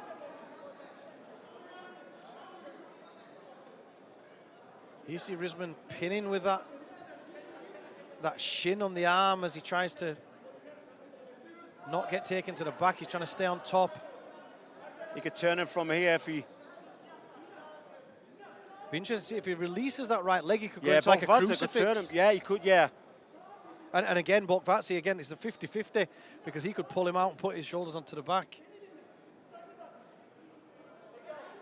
Decided to give up on it. Could get mount position here, no, half guard. Yeah, Risman was happy there. Well, not happy, but he gave up going to his back. He wasn't fighting for the position. Slowly but surely, Boltvatsi's going to turn him down to his back. Try and get his shoulders down to the canvas. It's just the way that he's got his hips turned as Risman. Yeah, he's using that sort of grapevine with that left leg, but I think he held on to that too long, and now he's giving up the back. Needs to try and get his hooks in. Well, round one, Boltvatsi was strong with this ground and pound from this position. Risman is more tired, but he manages to get back to his feet. It does, and what we're going to see again here is Boltvatsi happily going into the single leg, attacking for the single leg takedown.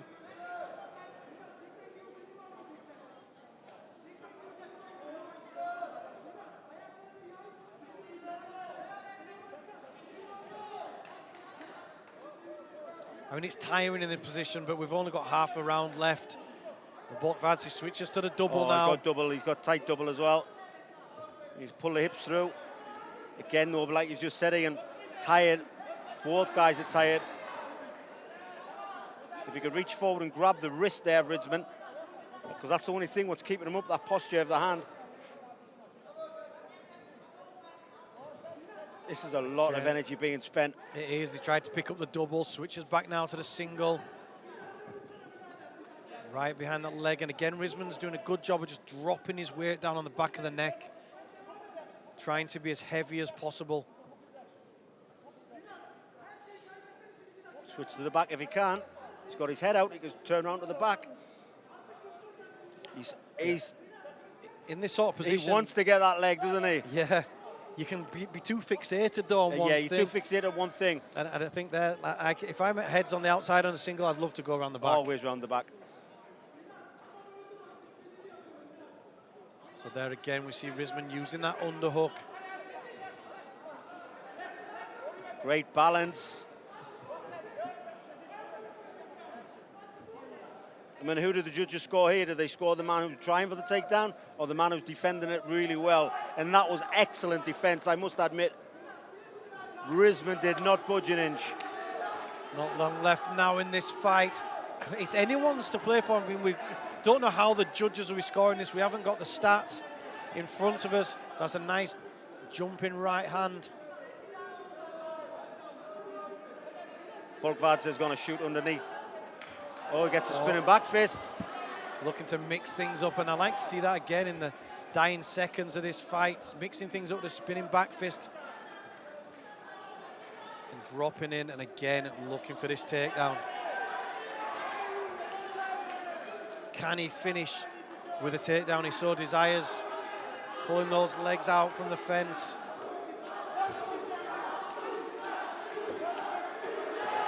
He's got to pick up and a slam. The crowd go crazy. Is it enough to win the round? Definitely, is it enough to win this fight? I mean, he's had the submissions, he's had the takedowns, he's had good positioning. But it's been a tough fight for both guys. Well, he's going to finish on top is the local man, Ruslan Bolkvadze. Could this be another win for Georgia? It's the closest fight I think we've had tonight. Yeah, very, very close. And there we have it. We go the distance. Wow, it's a shame to see him lose on such a great fight, but I'll be going in the ring, give the announcement. Here we see the replay. It's Bolkvadze trying to get in, close the distance. Switching to that fireman's carry, but it nearly backfired with a kind of crucifix-style position for Risman. And Bolkvadze with a spinning back fist that turned into an elbow. And then finally we saw Bolkvadze getting the takedown he wanted to finish the round.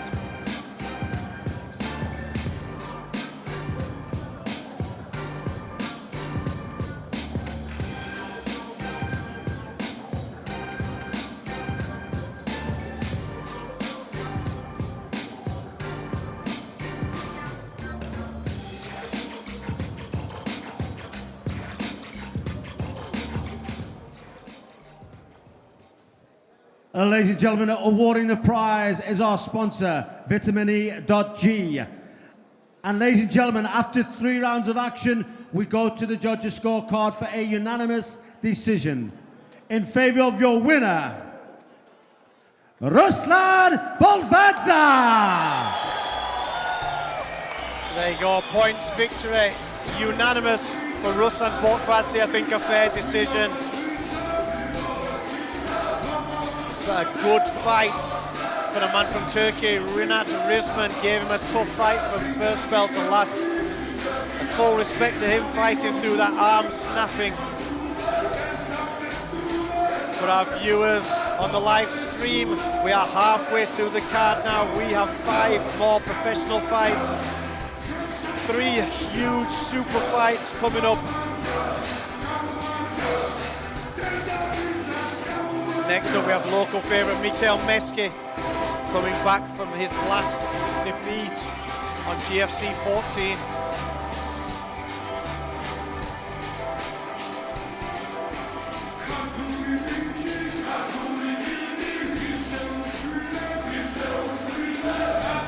There you see there, the prelims are done. We are on to the main card.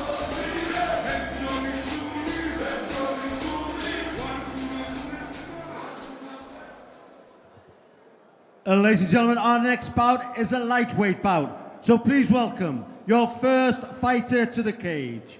In the blue corner, Halil Dogan.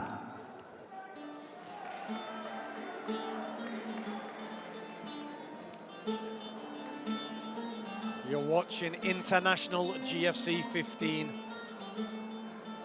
We've had 5 top professional fights. And now we're on to the main card. The first fighter making his way down to the blue corner for this main card is representing Turkey, Halil Doğan. Halil Doğan, 26 years of age, with a record of no wins and 1 defeat. He stands 170 centimeters tall. Don't let the record fool you. Doğan came out, he was having a really good fight, a solid first round where he was giving everything, and he was stopped. It was a corner stoppage after the first round, which he disputed. He wanted to carry on. His corner pulled him out with an injury, and he will definitely be looking to change things here.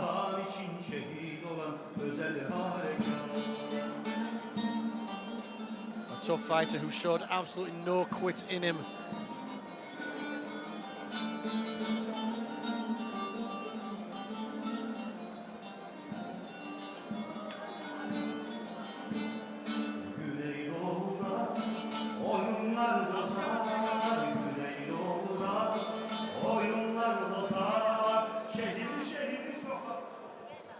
And ladies and gentlemen, welcome his opponent to the red corner, Mikhail Meshki.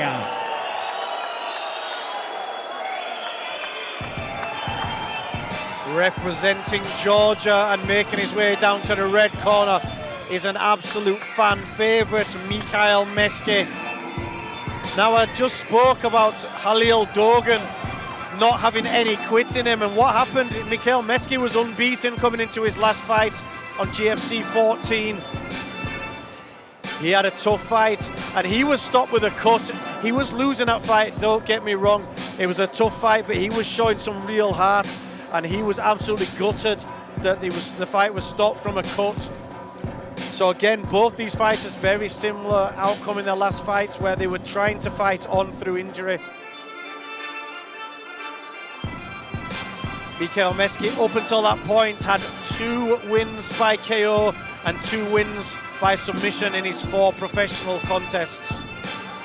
He stands 178 centimeters tall, slightly taller than Doğan, and 31 years of age.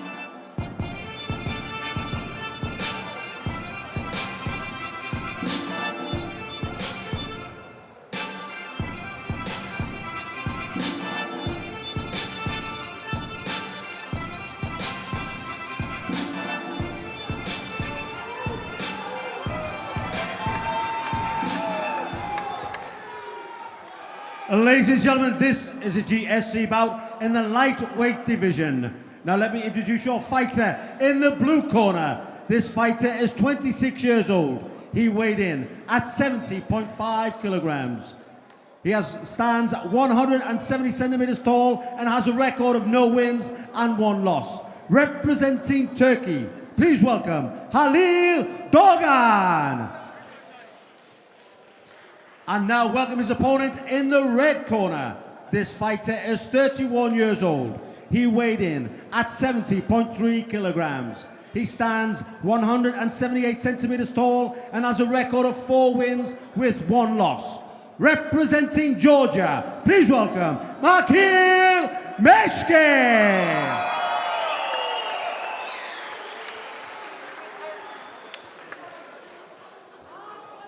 GFC 15, a lightweight professional contest. Doğan representing Turkey, Meshki representing Georgia. Meshki will be wanting to impress after that cut stoppage in his last fight. Oh man, he was awesome in his last fight. It was a battle. And like you say, Ian, I'm sure he'll want to win. He'll want to get this one quick. He'll want to show everyone that it was just the loss of a cut and not just the loss of his skill. Switching stance early on, catches the kick. He's looking for the ground and pound. Needs to be careful with his balance and the up kicks. There we go, down to side control, power shot. Big ground and pound punches. punches. He's facing off. He's Needs so to push powerful. that knee out the way. That knee is blocking. Needs to be careful of the arm bar. No, I think he hasn't got a hold of the arm. He's just got a hold of the head. Yeah, just stalling the action, really catches the ankle. Needs to be careful with his balance here, Meshki. There we go, nice pass, that's better. Side control. Pins the arm Oh, crucifix. This could be the beginning of the end. Absolutely trapped in Fighter that top has to crucifix. intelligently defend himself. No, that's it. That's it. It's over. Yeah, well, Dogan is a little bit shocked. I've said so many times. Oh, look at the mouse over Dogan's eye. Yeah, there's a big welt on his head. That's a big... You have to intelligently defend yourself. If your arms are trapped, you can't defend the punches. I don't blame the referee. It was a little bit early, so Dogan was saying, but in all sense, I think he saved them from taking a good beating. Yeah, it's no intelligent defence if you're trapped with both your arms just taking shots. And there's a huge welt there on the side of the head of Dogan. I'm sure when he goes back and looks in the mirror, he will thank Alexander Lunga for stopping that fight.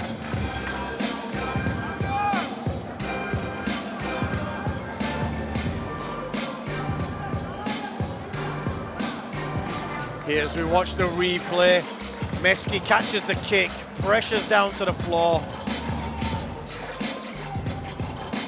throws the legs past into that top crucifix position, and many unanswered strikes.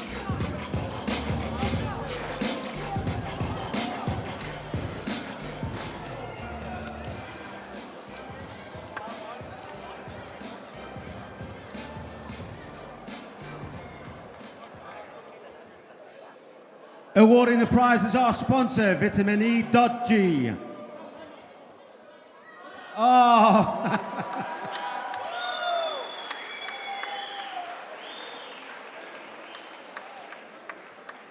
Well, ladies and gentlemen, after 1 minute of the very first round, we have a winner due to referee stoppage to ground and pound, Mikhail Mishkin!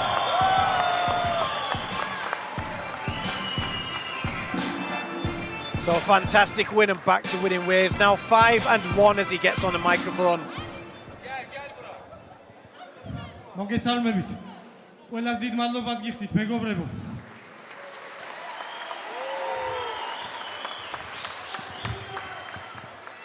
პირველ რიგში დიდი მადლობა ორგანიზაცია GFC-ს და მის პრეზიდენტ გიორგი კაბულაშვილს.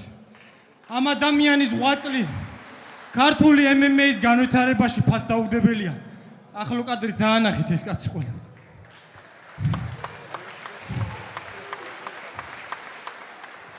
დიდი მადლობა ჩემს ახალციხეს. ჩემო ახალციხელებო, თქვენი მიშამესხი აქ არის. კიდევ ბევრჯერ გაგახარებთ. და ბოლოს მამა ჩემს მოვიკითხა უკრაინაში. ბებერომ გელო მაგრად დადექი მანდ უკრაინელ ხალხთან ერთად. სლავა უკრაინა!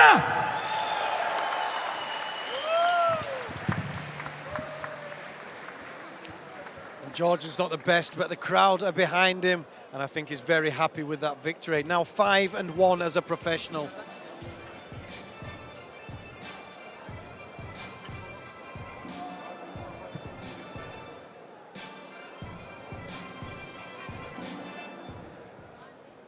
Ladies and gentlemen, our next bout is in the light heavyweight division. So please welcome in the blue corner, Konstantin Linik.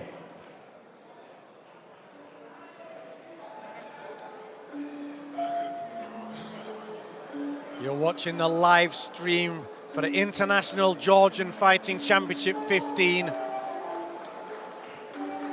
Bout number 7 on the card is a light heavyweight bout. And the fighter you see making his way down to the blue corner is Konstantin Linik. Linik is representing the Ukraine here, 35 years of age, with a record of 20 wins and 22 losses. Now, anyone could be forgiven for thinking that this man has been fighting for many years, but he just loves fighting. He made his debut in August 2019. Since that point, he's racked up 42 professional contests, 12 knockout wins, 7 wins by submission.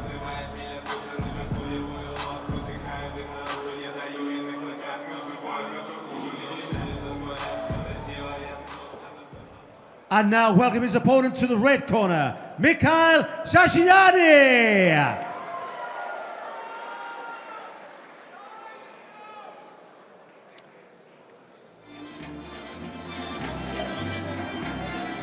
And his opponent, representing Georgia here, making his way down to the red corner of the cage, is Mikhail Sashiniani. Sashiniani is 25 years of age, 10 years the junior of Linik. He has a record of 6 wins and only 1 defeat. And he stands 182 centimeters tall, 2 centimeters taller, representing Georgia. Sashiniani has 5 knockout wins on the bounce. 4 of those knockouts in the very first round.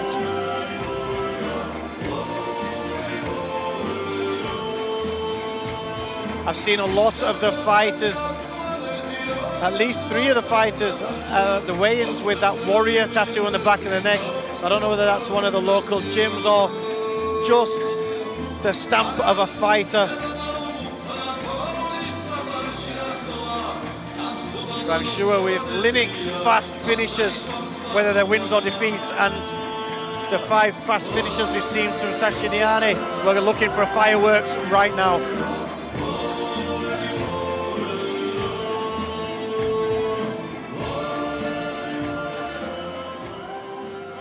Ladies and gentlemen, this is a GFC bout in the light heavyweight division. Now let me introduce your fighter in the blue corner.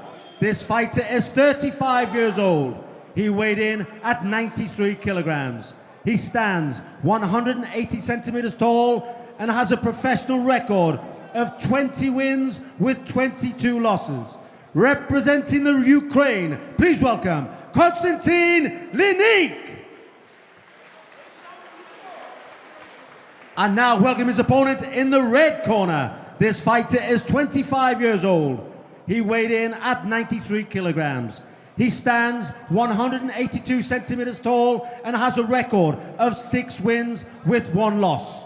Representing Georgia, please welcome Mikhail Sashiniani.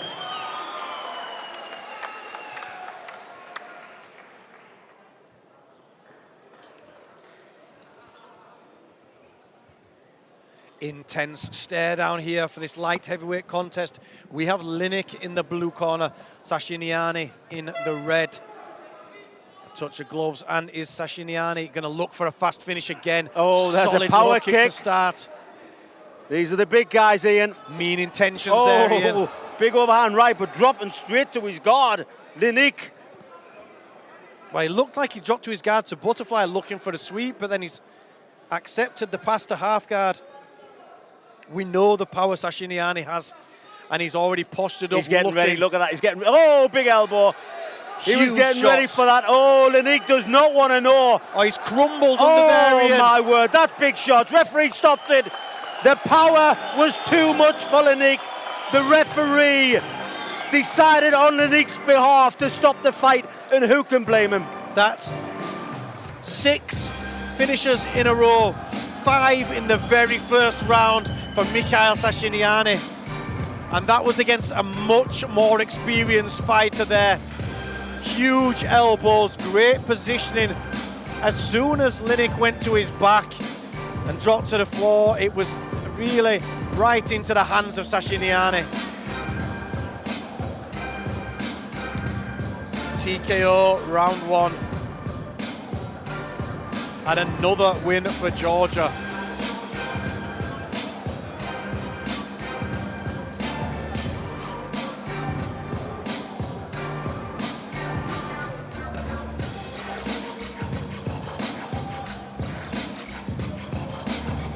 Ladies and gentlemen, our sponsor awarding the prize is a Vitamin E.G.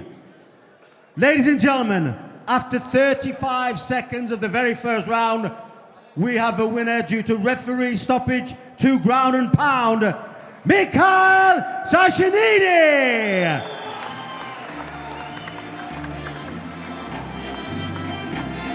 There you go, your winner by TKO, round number 1, Mikhail Sashiniani. And that is now a clean run for Georgia. მოგესალმებით ყველას, დიდი მადლობას მოგიხდით გულშემატკივრობისთვის. გენაცვალეთ ყველას. განსაკუთრებული დიდი მადლობა მინდა გადაუხადო ჩვენს ფედერაციის პრეზიდენტ გიორგი კაბულაშვილს ასეთი მაგარი ტურნირების ორგანიზებისთვის და რაც ის ადამიანი აკეთებს ჩვენთვის სპორტსმენებისთვის. მადლობა ჩემ გულშემატკივრებს კიდევ ერთხელ დიდი მადლობა.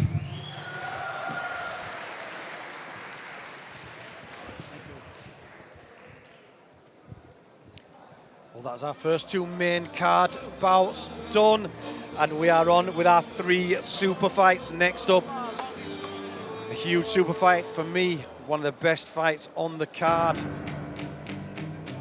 სოფია ბაღიშვილმა 2021 წელს 4 ჩხუბის ზედიზედ მოიგო. ბოლოს ამ მეტოქესთან გასამკლავებლად ჯამში მან 3 წუთი და 22 წამი დახარჯა. მიუხედავად იმისა, რომ ძალიან სწრაფად მოვიგე ბრძოლები, ამის უკან დგას ძალიან ბევრი შრომა. შეიძლება ჩანდეს ძალიან მარტივი ეს ყველაფერი, მაგრამ ამისთვის შრომა ძალიან ბევრს. ყველაზე რთული ბრძოლა საქართველოში მქონდა პირველი შირინ მამადოვთან. გაგრძელდა 2 წუთი და 25 წამი. ყველაზე ეფექტური და საყვარელი ბრძოლა იყო სახარდინდოუსთან ჩემი ბოლო ბრძოლა. ძალიან მალე მოვიგე. ძალიან ლამაზი ჯგუფი იყო.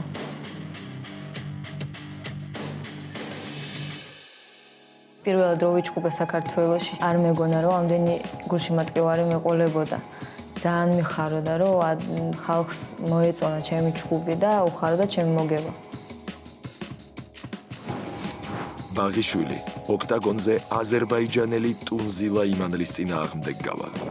კარიერაში ერთადერთი მარცხი სოფიას სწორედ იმანლის წინააღმდეგ აქვს განცდილი. 2019 წელს ჩემი დებუტი შედგა. ჩემმა მეთოქემ წონა არ ჩააბარა, ჩხუბის წინ იყო 7 კილოთ მეტი ჩემზე, მაგრამ მე მაინც ვეჩხუბე. სამწუხაროდ საჯების გადაწყვეტილებით წავაგე, მაგრამ ჩვენ ჩხუბის მერე ორჯერ წააგო. ჩემი აზრით ვერ განვითარდა და შემიძლია რომ ბევრად ლამაზად მოვუგო. ერთადერთი მიზანი რევანში და მოგებათა სერიის გაგრძელებაა. ვფიქრობ ეს ჩხუბი მალე არ დამთავრდება. ველოდები დაძაბულ შეხვედრას 16 თებერვალს დიდ შოუს გვირდებით. GFC 15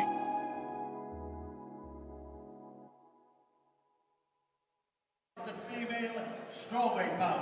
So please welcome your first fighter to the cage. In the blue corner, Tunzala Imane. So here we go, GFC 15, the first of our super fights. This first super fight is a strawweight female contest, and it's a big rematch. I'm looking forward to this fight because first fighter here, a very experienced, competent fighter, Tunzala Imane. She has a record of 3 wins and 4 defeats. The record does not really do her justice. The 28-year-old female from Azerbaijan is 3 times Azerbaijan MMA and grappling champion, 2 times IBJJF World Champion Jiu-Jitsu, and she's also the finalist in the Female Fight League of AFC. Very experienced, very competent fighter, and more importantly, I think, going into this fight, is she won at the last fight by knockout in the round 3, very close to the end of the 3rd round, and it's the only blemish on the record of her opponent. Imane representing Azerbaijan here, looking to be the first of the international fighters to beat a Georgian fighter.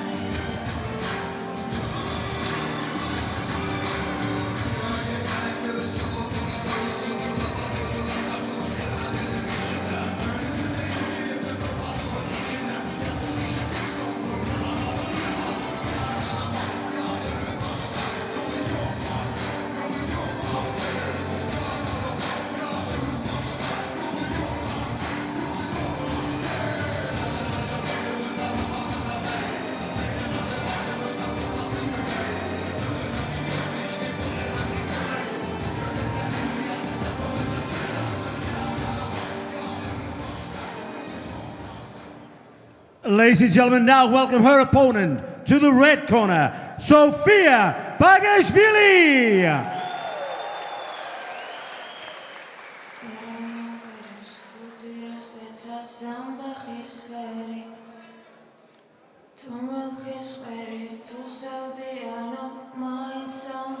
So representing Georgia and making her way down to the red corner.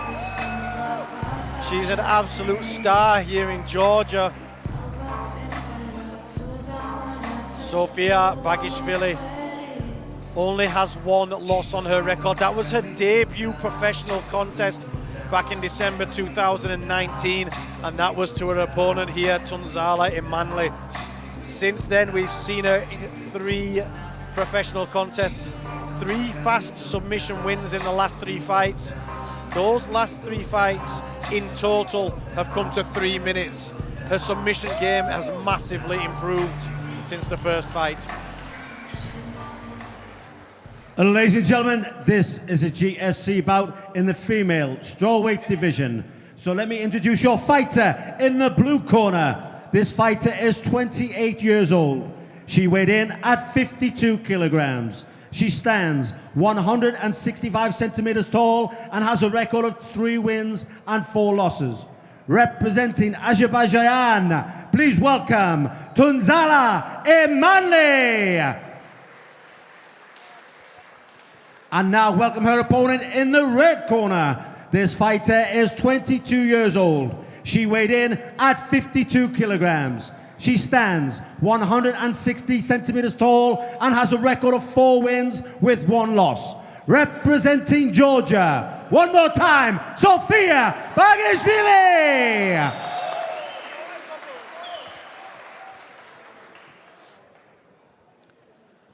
So here we go, strawweight super fight. Imanli in the blue, Bagashvili in the red. Well, I'm sure you've already mentioned it, Ian. This is the rematch. Yeah, Bagashvili looking to impress here, I think. She's been on a real run since that first fight. Oh, nice right hand. She goes for the clinch in the knees. Nice inside trip. Well, as we know, Tunzala is a well-experienced grappler. And Bagashvili is not frightened to take it to the ground. She's showing Big, no strong respect shots. here, Ian. Absolutely no respect for the groundwork as she throws the legs out the way. She wants revenge. In the full guard now, she slams. Watch for her to get that knee in. Well, Bagashvili, as we know, is known for her super fast finishes. But their last fight went 3 rounds. Yeah, I mean, some of the guys here were telling me Bagashvili really has got that sambo style of grappling, and Imanli more the jiu-jitsu. A jiu-jitsu competitor as well. Well, you've got to be careful of the jiu-jitsu if you're in the guard of Imanli.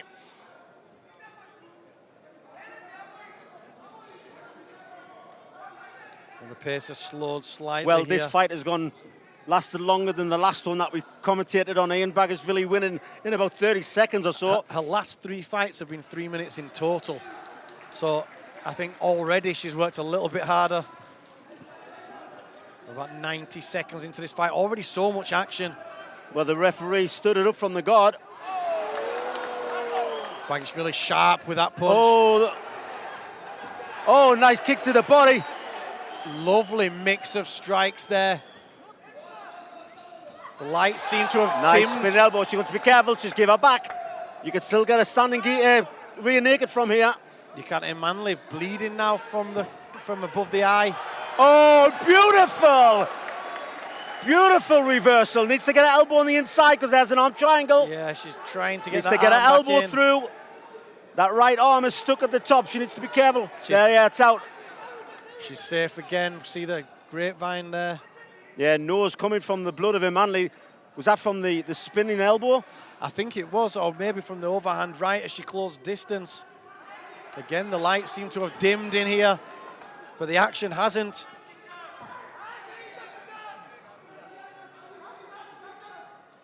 Bagashvili continuing this attack. The blood is pouring now from the nose of Tunzala Imanli.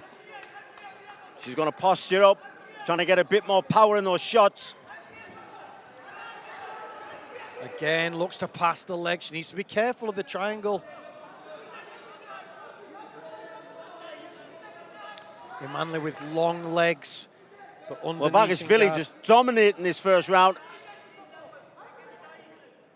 Needs to get the hands on the inside. We spoke about this earlier. Oh, nice sweep. Oh, but she goes for an Achilles. There's an Achilles lock. She needs to arch the back. Turn to her side. She's too flat on her back. There's the heel hook. I was going to say she'd be better switching to the heel hook, and she does. Needs to get to her side. She's on her back. The heel is out. Yeah, she's free from that. She had to be careful there. She stopped the kick because it was going to go to the head as she dropped down to her knee. There, she's got the heel again. See, because she's flat on her back, she can't arch. She needs to get to her side so she can arch and twist on that ankle. Yeah, she's not... Because the knee's through, the knee... yeah, it's right through now, and I see that. She's not going to be able to get that, so...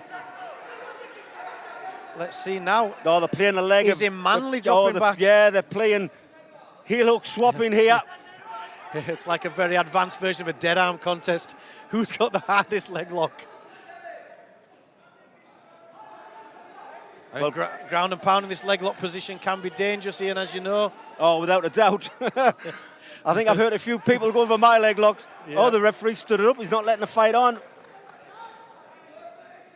Manley complaining about something. I think it was the kick up to the head on the floor. Yeah, I do think she pulled the kick as she dropped down to her knees. It wasn't intentional. I think it was well played there from the referee just to let the action continue.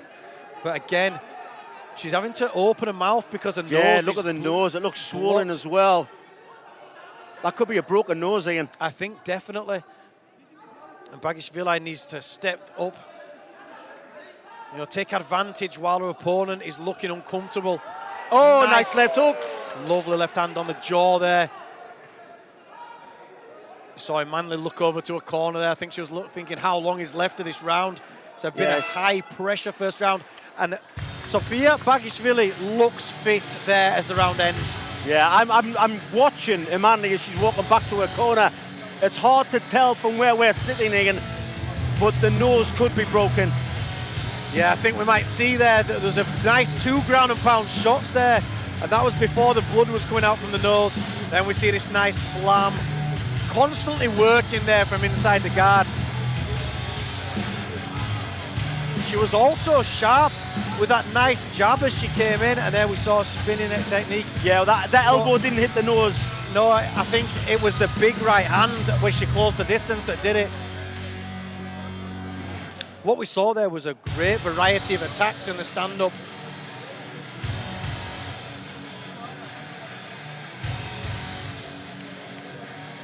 So already damage. You can see swelling actually to that top lip as well. And Tunzala and Manley.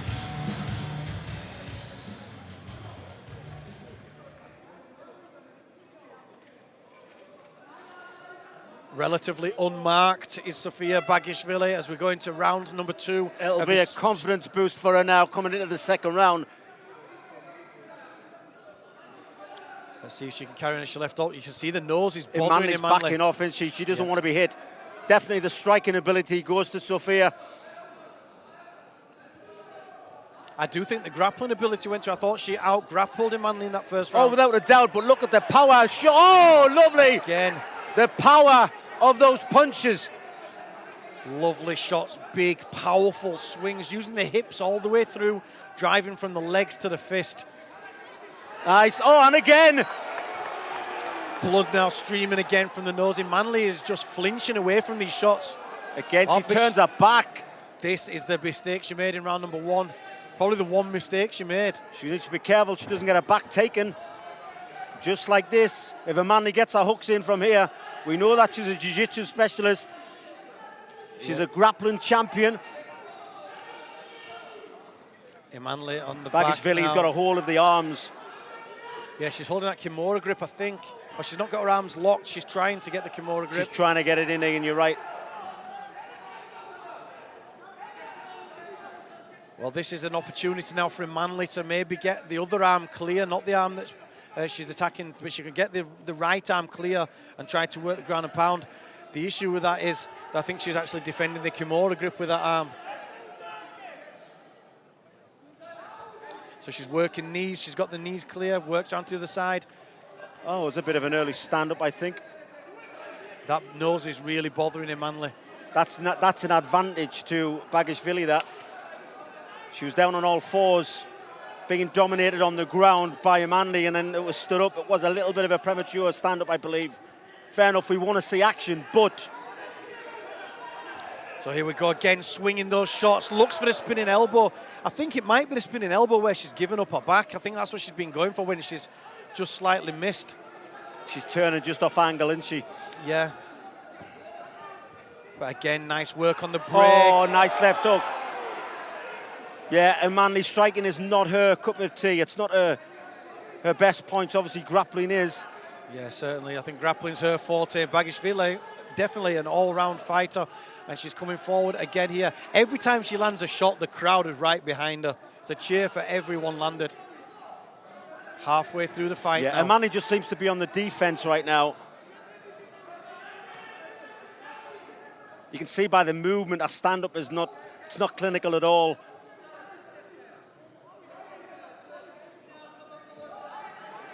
She's waiting too long as well. Oh, nice right hand. Yeah, lovely right hand after the low kick.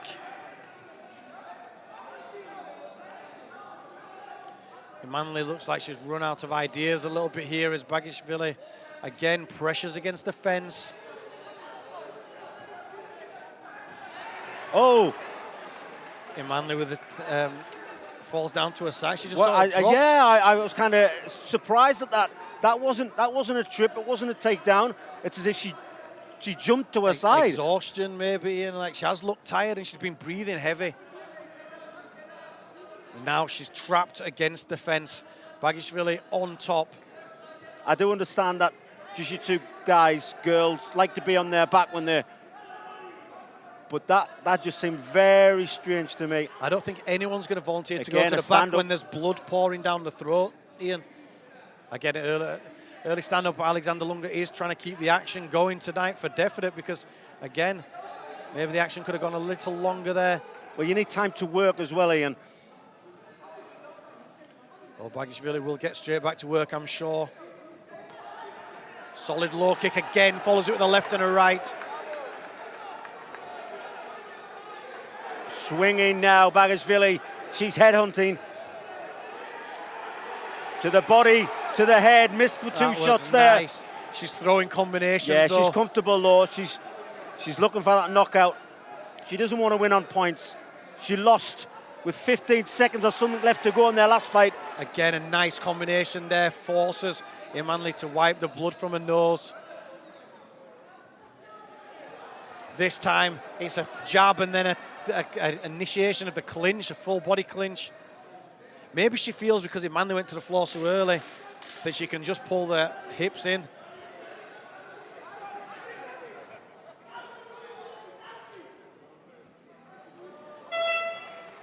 And there we go, the end of the second round. 2 rounds of dominance by Sofia Bagishvili. But let's not get it wrong.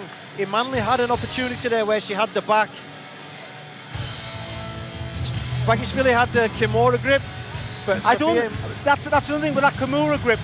I think she still could have got the hooks in with her arms around it. Yeah. Even with the Kimura grip, her arms are around the body. So you could still take the rear mount and get the hooks in.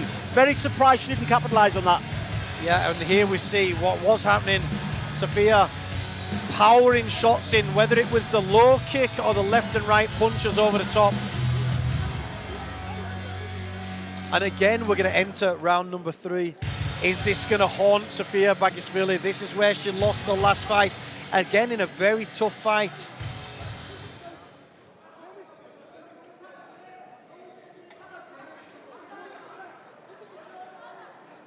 GFC 15, female. Yeah, Imanli's face is starting to look like it's been in a proper war. The nose is swollen, the side of the eye is swollen. Not sure if the nose is broken, but it's definitely took some damage. That was a right hand from Imanli though on the way in. She's trying to put some combinations together herself. Nice knees. Good takedown though. Imanli looking to check the back with a... Steps to half guard. Yeah, Sophia did a good job then of getting her right arm around the waist to stop the back take. Solidified the half guard position. Well, hasn't Sophia definitely improved since their last fight? You can just see the difference in confidence, the caliber. She could step over to mount as well if she wants. Oh, there you go, she's just closed it, but the half guard was wide open.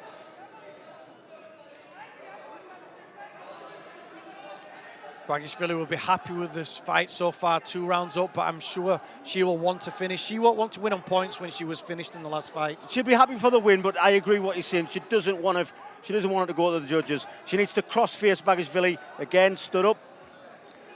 Yeah, Alexander Lunga not wasting any time. So here we go.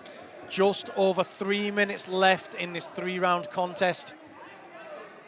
Bagishvili looking like she's going to get revenge for that loss, but as we know in mixed martial arts, anything can happen. I was going to say, don't count your chickens, Ian. There was 15 seconds left to go in their last fight. 3 minutes left to go in this one.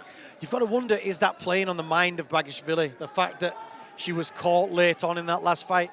Is she going to be overcautious in the 3rd round? She's 2 rounds up now. Well, she's not wanting to make a mistake, that's for sure. She does look tired. Well, that... Oh, nice big left hook. The crowd wobbled on the feet her. again. Manley wobbled. The Manley coming forward now. We hear the atmosphere behind us as soon as a big shot lands. Manley's definitely been more assertive this round, trying to step forwards. Yeah, I think she realises she's down. She's down on points. She's got to come forward.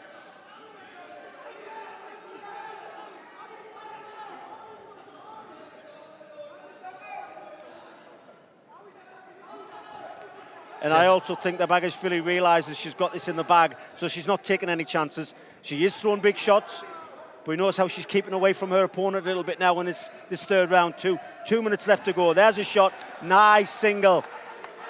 Be interesting to see if she works from that position. I wondered if she was going to pass, but she's happy to settle into guard. She's going to try to go for a sweep. Missed it. Yeah. She set the sweep up, but missed it. And now Bagishvili inside control. And Manley trying to get the knee shield back in.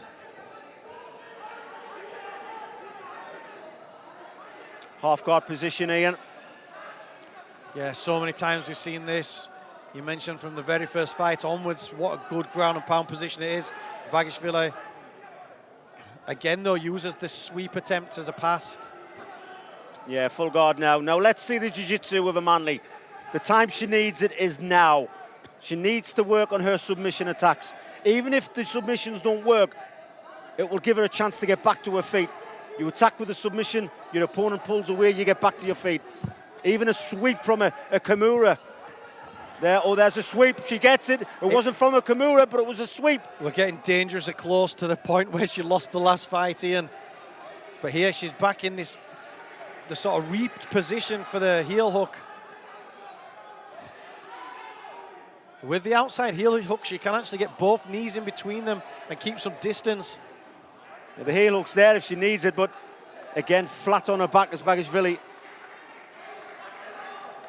Yeah, just not quite getting the position she needs. There's 30 seconds left to go. If I was a Manley right now, I would be going for that leg that's across her waist and go for a reverse heel hook. Swing my leg over, reverse heel hook.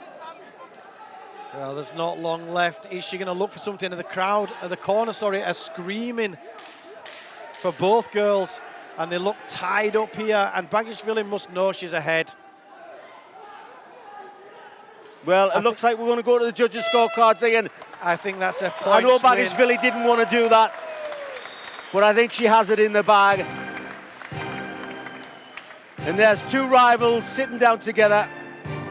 Here we see the replay.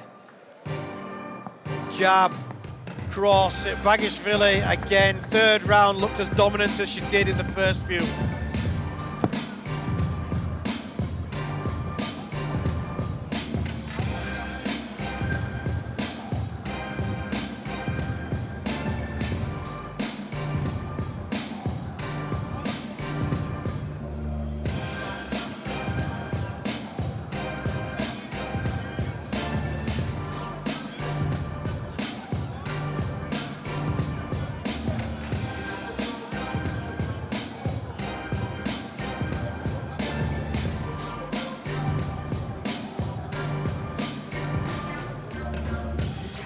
And ladies and gentlemen, awarding the winner prize is our sponsor, vitamine.g. Ladies and gentlemen, after a well-fought, very hard 3 rounds, we go to the judges' scorecard for a unanimous decision in favor of your winner, Sofia Bagashvili.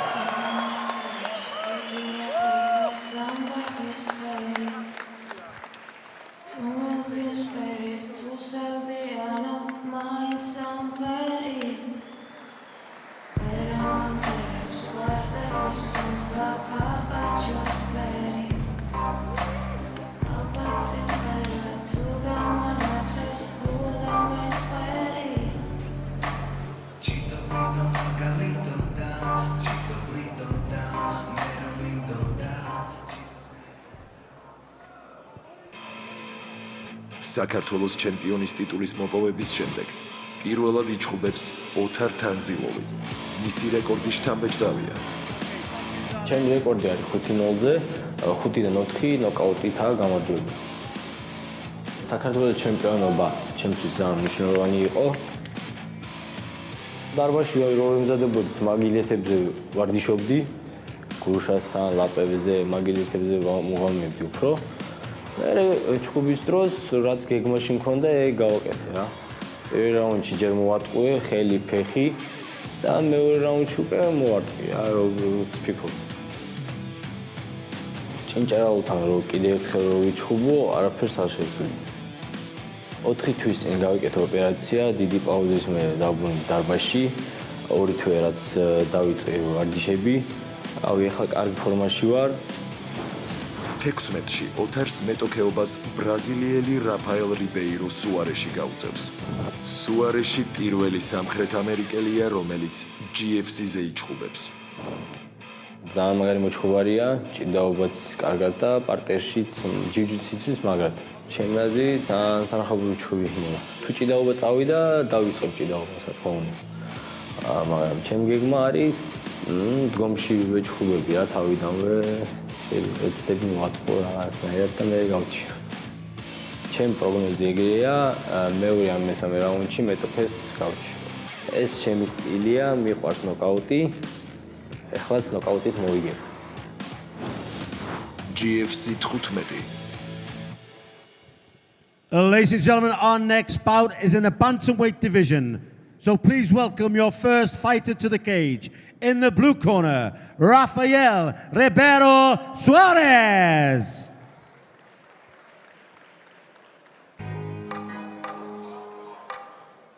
International Georgian Fighting Championship 15. This is the co-main event of the evening. This is an international contest. Brazil versus Georgia. The first fighter making his way down to the cage, representing Brazil, is Rafael Ribeiro Suarez. Suarez is 28 years of age with a record of 2 wins and 3 defeats. At the weigh-ins, I found it very hard to believe that Suarez made bantamweight. He's absolutely huge, the biggest bantamweight I've seen, I'm sure.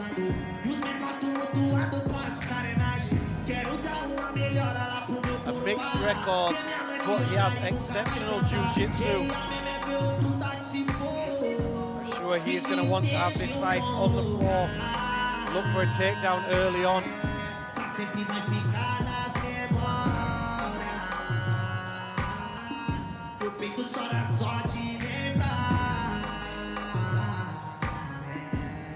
Uma viagem tem volta. Dia nós vai se trombar. Saudade que bate de uns amigos que não vão mais voltar. Mas dia nós se trombar. And ladies and gentlemen, welcome his opponent to the red corner, Otari Tanzilove.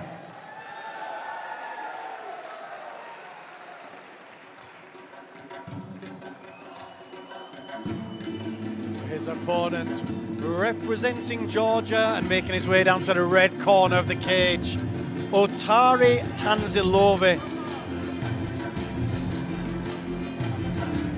Tanzilove, 23 years of age. 180 centimeters, so full 17 centimeters taller than Suarez. He has a record of 5 wins and no defeats. Only one of those opponents going the distance.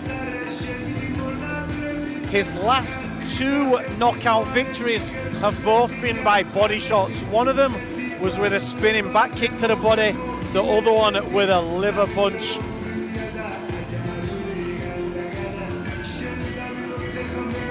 So attacking the liver with his kicks and punches, a very dangerous striker. I don't like to say it these days with mixed martial artists being so well-rounded, but this definitely is a striker versus grappler style match. Although both have skills in all areas, I definitely edge towards Tanzalovi standing and Suarez on the floor.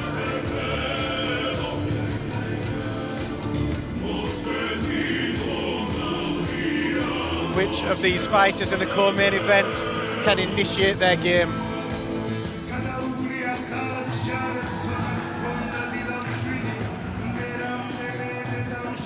Ladies and gentlemen, this is a GFC bout in the bantamweight division. Now introducing your fighter in the blue corner. This fighter is 28 years old.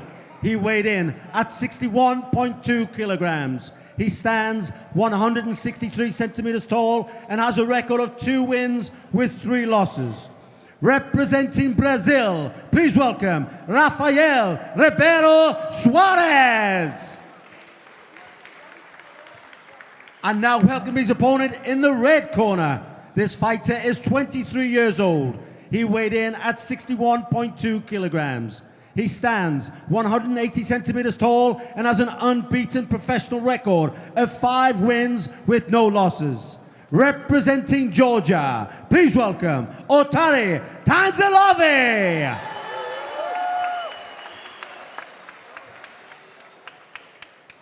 The co-main event of the evening is a bantamweight super fight. Suarez in the blue representing Brazil, Tanzalovi in the red representing Georgia. Striker versus grappler. Brazil versus Georgia. There's a touch of gloves. And can Tanzalovi get that knockout shot? Watch out for the body shots, Ian. Well, as you said, Ian, Tanzalovi unbeaten. He's not going to rush this. He's going to take his time. But as we've seen walking in, Suarez is a little firecracker. He will do spinning kicks, jumping kicks.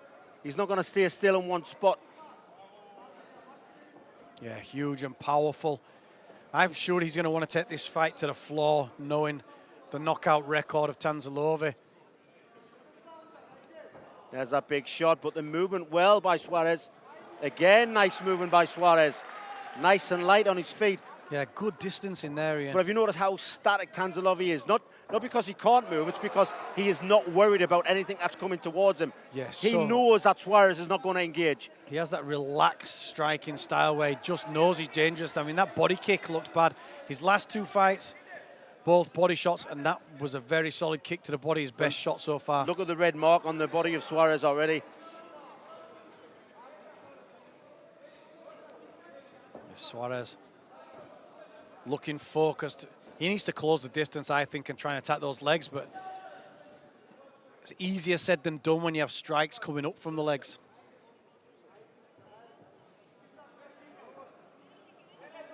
Staying out of distance now, Ian. He's felt the power with that body kick.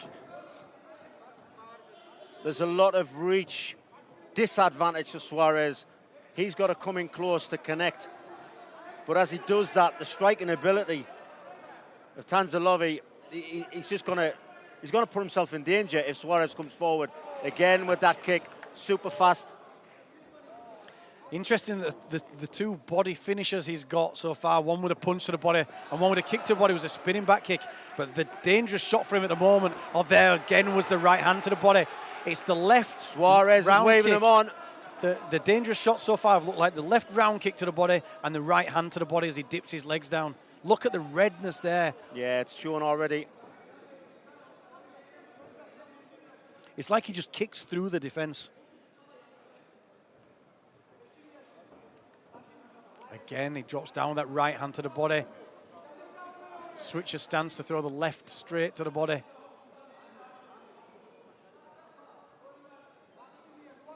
I think Suarez is trying to figure out a way of getting in. Yeah, without walking onto some sort of kick or punch. Yeah, there's been no sort of attempt or fake to go for a leg either, for a shot. This might work. That right what an uppercut! Sharp and accurate. Wow! Suarez seems to have recovered.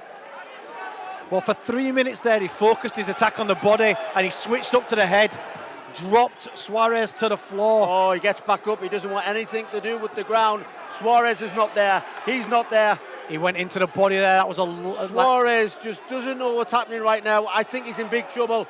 He is. He's on the outside of some dangerous He strikes. opened his arms at one point there, and I thought he was going to take another shot.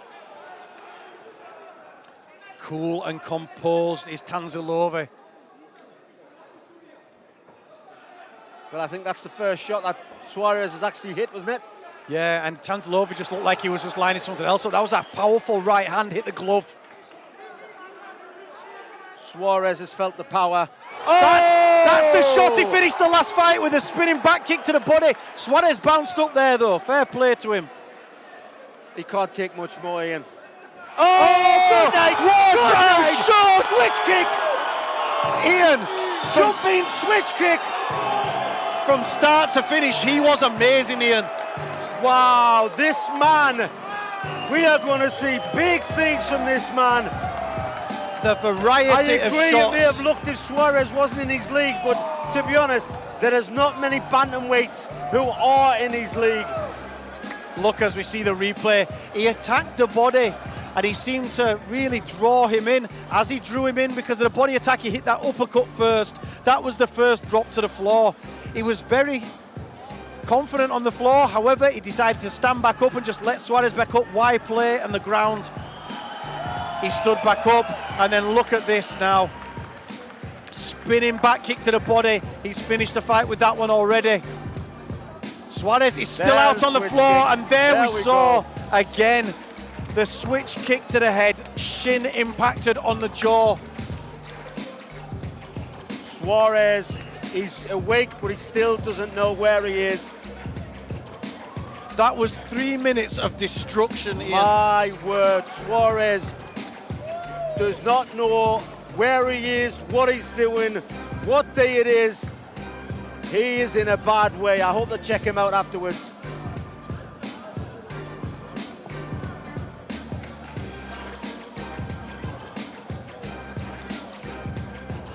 I think it's important here they don't rush Suarez to his feet. He's going to be very unsteady on his legs as he stands up. Maybe a little too early.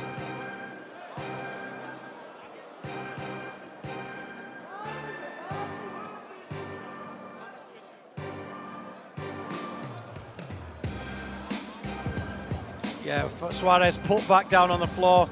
I think they need to let him recover, give him chance to recover. Otari Tanzilove, 6-0 now as a professional, 5 knockouts.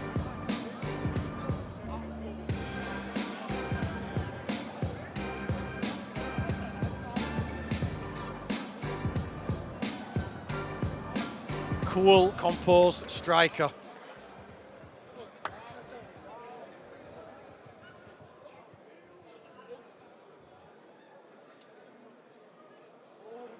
The prize will be given by our sponsor, Vitamini.ge. But ladies and gentlemen, after 4 minutes of the very first round, we have a winner by the way of knockout, Otari Tanzilove.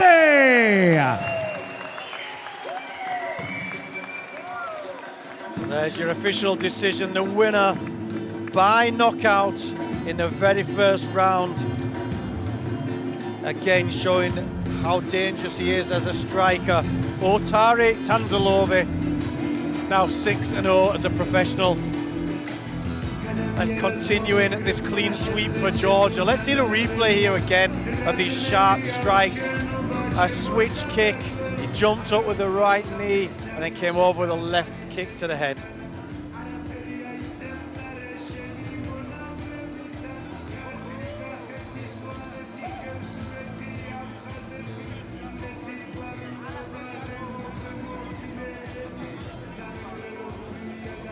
So we just have our main event of the evening coming up. We may have a slight delay, let's see, just with the medics checking out Rafael Ribeiro Suarez. But we have a big main event now. Nice to see Suarez walk out the cage unassisted. And I'll hand over to Ian the Machine Freeman to announce the main event.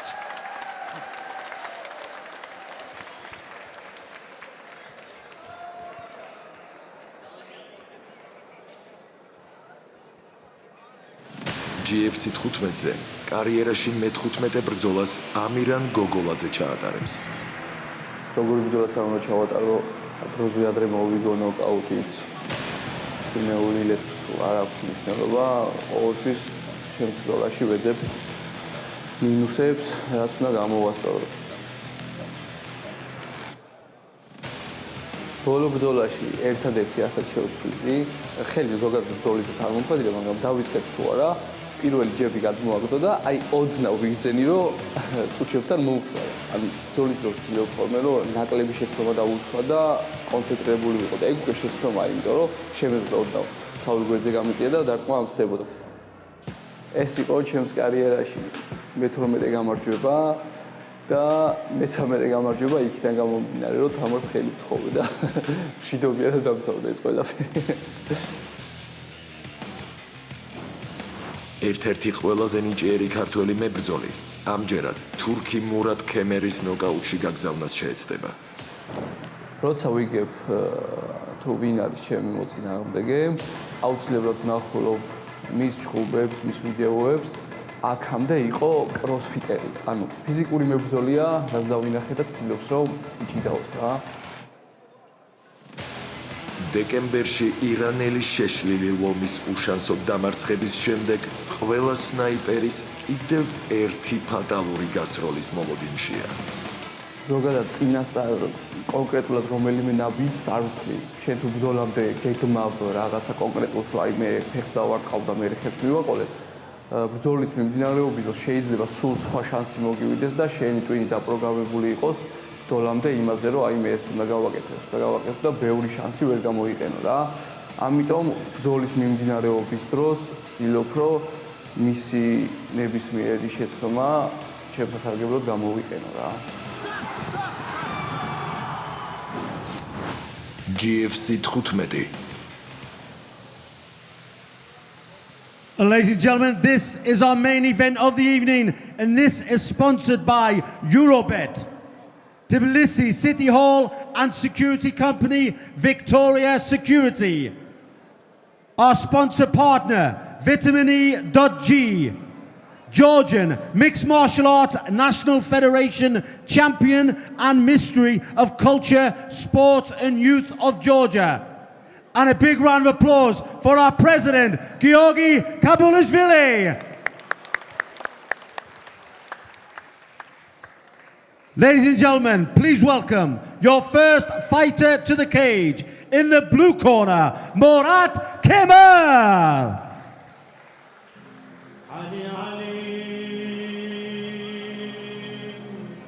You're watching International Georgian Fighting Championship 15. I'm Ian M16 Butler and I've been joined by Ian the Machine Freeman. We've had some great fun doing a commentary for the last 9 fights. This is the big one. This is the main event of the evening. It's Turkey versus Georgia. Our final international contest. And the first fighter making his way down to the blue corner of the cage is Murat Kemir. Kemir, 40 years of age, a record of 5 wins and 2 defeats. He stands 180 centimeters tall and represents Turkey. Of his 5 wins, 3 of those wins have come by big KO. 2 fights going the distance and wins with decision. Made his debut back in March 2017 and has been active as a professional since. A slight time off due to the worldwide pandemic and the fact there was no fights going on or travel from Turkey. However, he's been back in action and had a win since. And here he is taking on our local star, Amiran Gogoladze.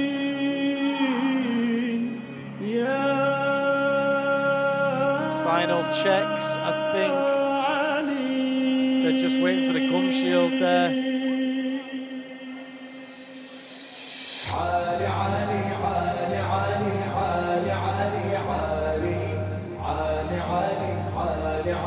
Kamir makes his way to the blue corner.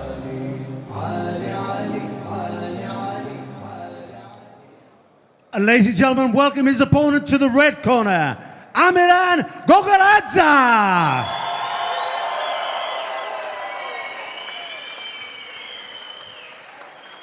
And his opponent and the final fighter making his way down to the cage this evening, representing Georgia, the sniper, Amiran Gogoladze. Gogoladze has shown over and over he's a real star of the future, a dangerous long-distance striker. Still only 24 years of age.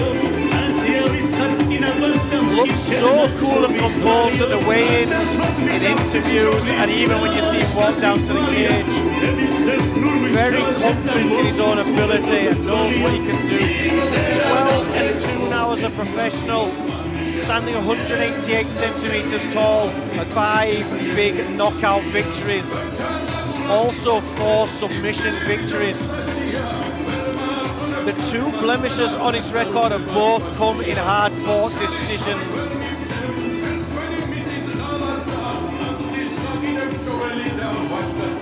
Notice there, Gogoladze looks a little bit more fleshy than usual. This fight has been matched at middleweight. He's normally a welterweight contender. Finding it very hard to get opponents at his own weight. Certainly one to watch.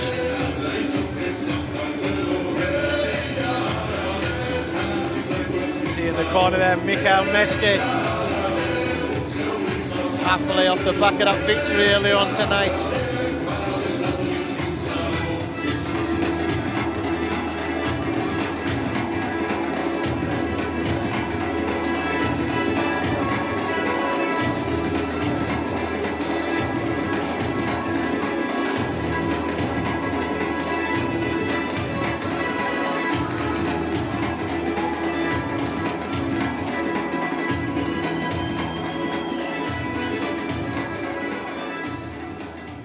Ladies and gentlemen, this is the GFC main event of the evening, and this is in the middleweight division. Now let me introduce your fighter in the blue corner. This fighter is 40 years old. He weighed in at 83.9 kilograms. He stands 180 centimeters tall and has a record of 5 wins with 2 losses. Representing Turkey, please welcome Murat Kemer. And now welcome his opponent in the red corner. This fighter is 24 years old. He weighed in at 83.9 kilograms. He stands 188 centimeters tall and has a record of 12 wins with only 2 losses. Representing Georgia, please welcome Amiran Gogoladze. To our viewers at home on the live stream, this is the main event of the evening. We have Kemer representing Turkey in the blue corner, Gogoladze representing Georgia in the red.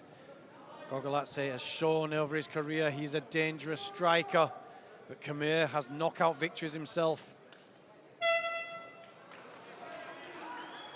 Yeah, you're certainly right there, Ian Gogoladze. He's got power. Oh, God, I thought that right hand was going to connect. Started things with a big Oh, kick. come on here, that hand. swinging. Oh, is that enough? That's it, it's done. It's over. Wow, he did not like that. That shot seemed to hit him on the forehead, Ian. He did not like that. It's absolutely stiffened him up. It was right in the middle of the forehead, like a sniper I would. want to watch this replay. That must have been, what, 7 seconds? That was a fast finish. I want to see how that connected. Like I say, it was definitely Well, high he on got the head. hit, he went down, he didn't want to get back up. I think he Whether felt it the was an power from earlier uncomfortable, on. whether it was an uncomfortable shot, or whether he just didn't like the pain, but he See the was shot, swinging. it was on the break here. And it was that left hand. Oh, that left hand. It was that left hand clean on the top of the forehead. A big shot, his legs seemed to stiffen up and he dropped back. Another win for the sniper. And surely a step up in class of opposition for him now. Ready for big things with some great wins. 13 wins now.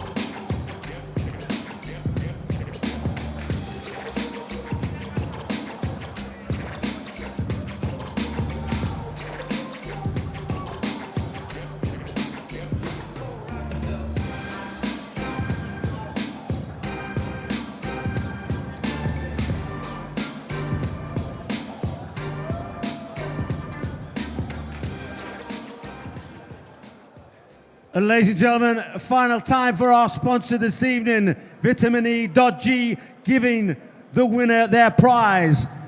And ladies and gentlemen, after 15 seconds of the very first round, we have a winner by the way of technical knockout, Amiran Gogoladze! Another big win. A very happy crowd here in Georgia. A great show. I hope you've all enjoyed the show as much as we have. 10 fantastic professional MMA fights. And we'll be back in April for GFC 16. მოგესალმებით ყველას. მეგობრებო, მადლობას მოგახსენებთ მობრძანებისათვის. დიდი მადლობა ისევ და ისევ გულშემატკივრობისათვის. მადლობა ფედერაციის პრეზიდენტს აბულაშვილს. ასეთი ტურნირის ჩატარებისათვის მართლა ნელ-ნელა აიუყურებთ როგორ იხვეწება და რა დონეზე ყალიბდება ეს ჩემპიონატი და ამისთვის დიდი წვლილი მიუძღვის გიორგის. ასევე ჩემი დარბაზის ბიჭებს, ჩემს მეგობრებს, ძმებს, ყველას დიდი მადლობა. თემური არ დამიწყებია გილოცა. შეგიწყდი. ჩემ ოჯახს და რავი, ყველას რა თამარ მიყვარხარ. შემოგევლეთ და კარგად. მომავალ შეხვედრამდე. Kamir's cornerman has just said to me as they walk past, he can't see out of his right eye. It did look like the damage looks to be done just above that, just above his right eye. And it was from this left hand here, as they turn and circle, he came over with the left, he walked onto that left hand, and you could see it just stiffened him up. As I said, he's walked past, the corner said he cannot see from the eye, there's lots of damage just on the eyebrow. I don't know that it's cracked the eyebrow. But again, another win for the sniper. Thank you to everyone at home. I've been Ian M16 Butlin with my partner Ian the Machine Freeman, and we'll be back in April for GFC 16.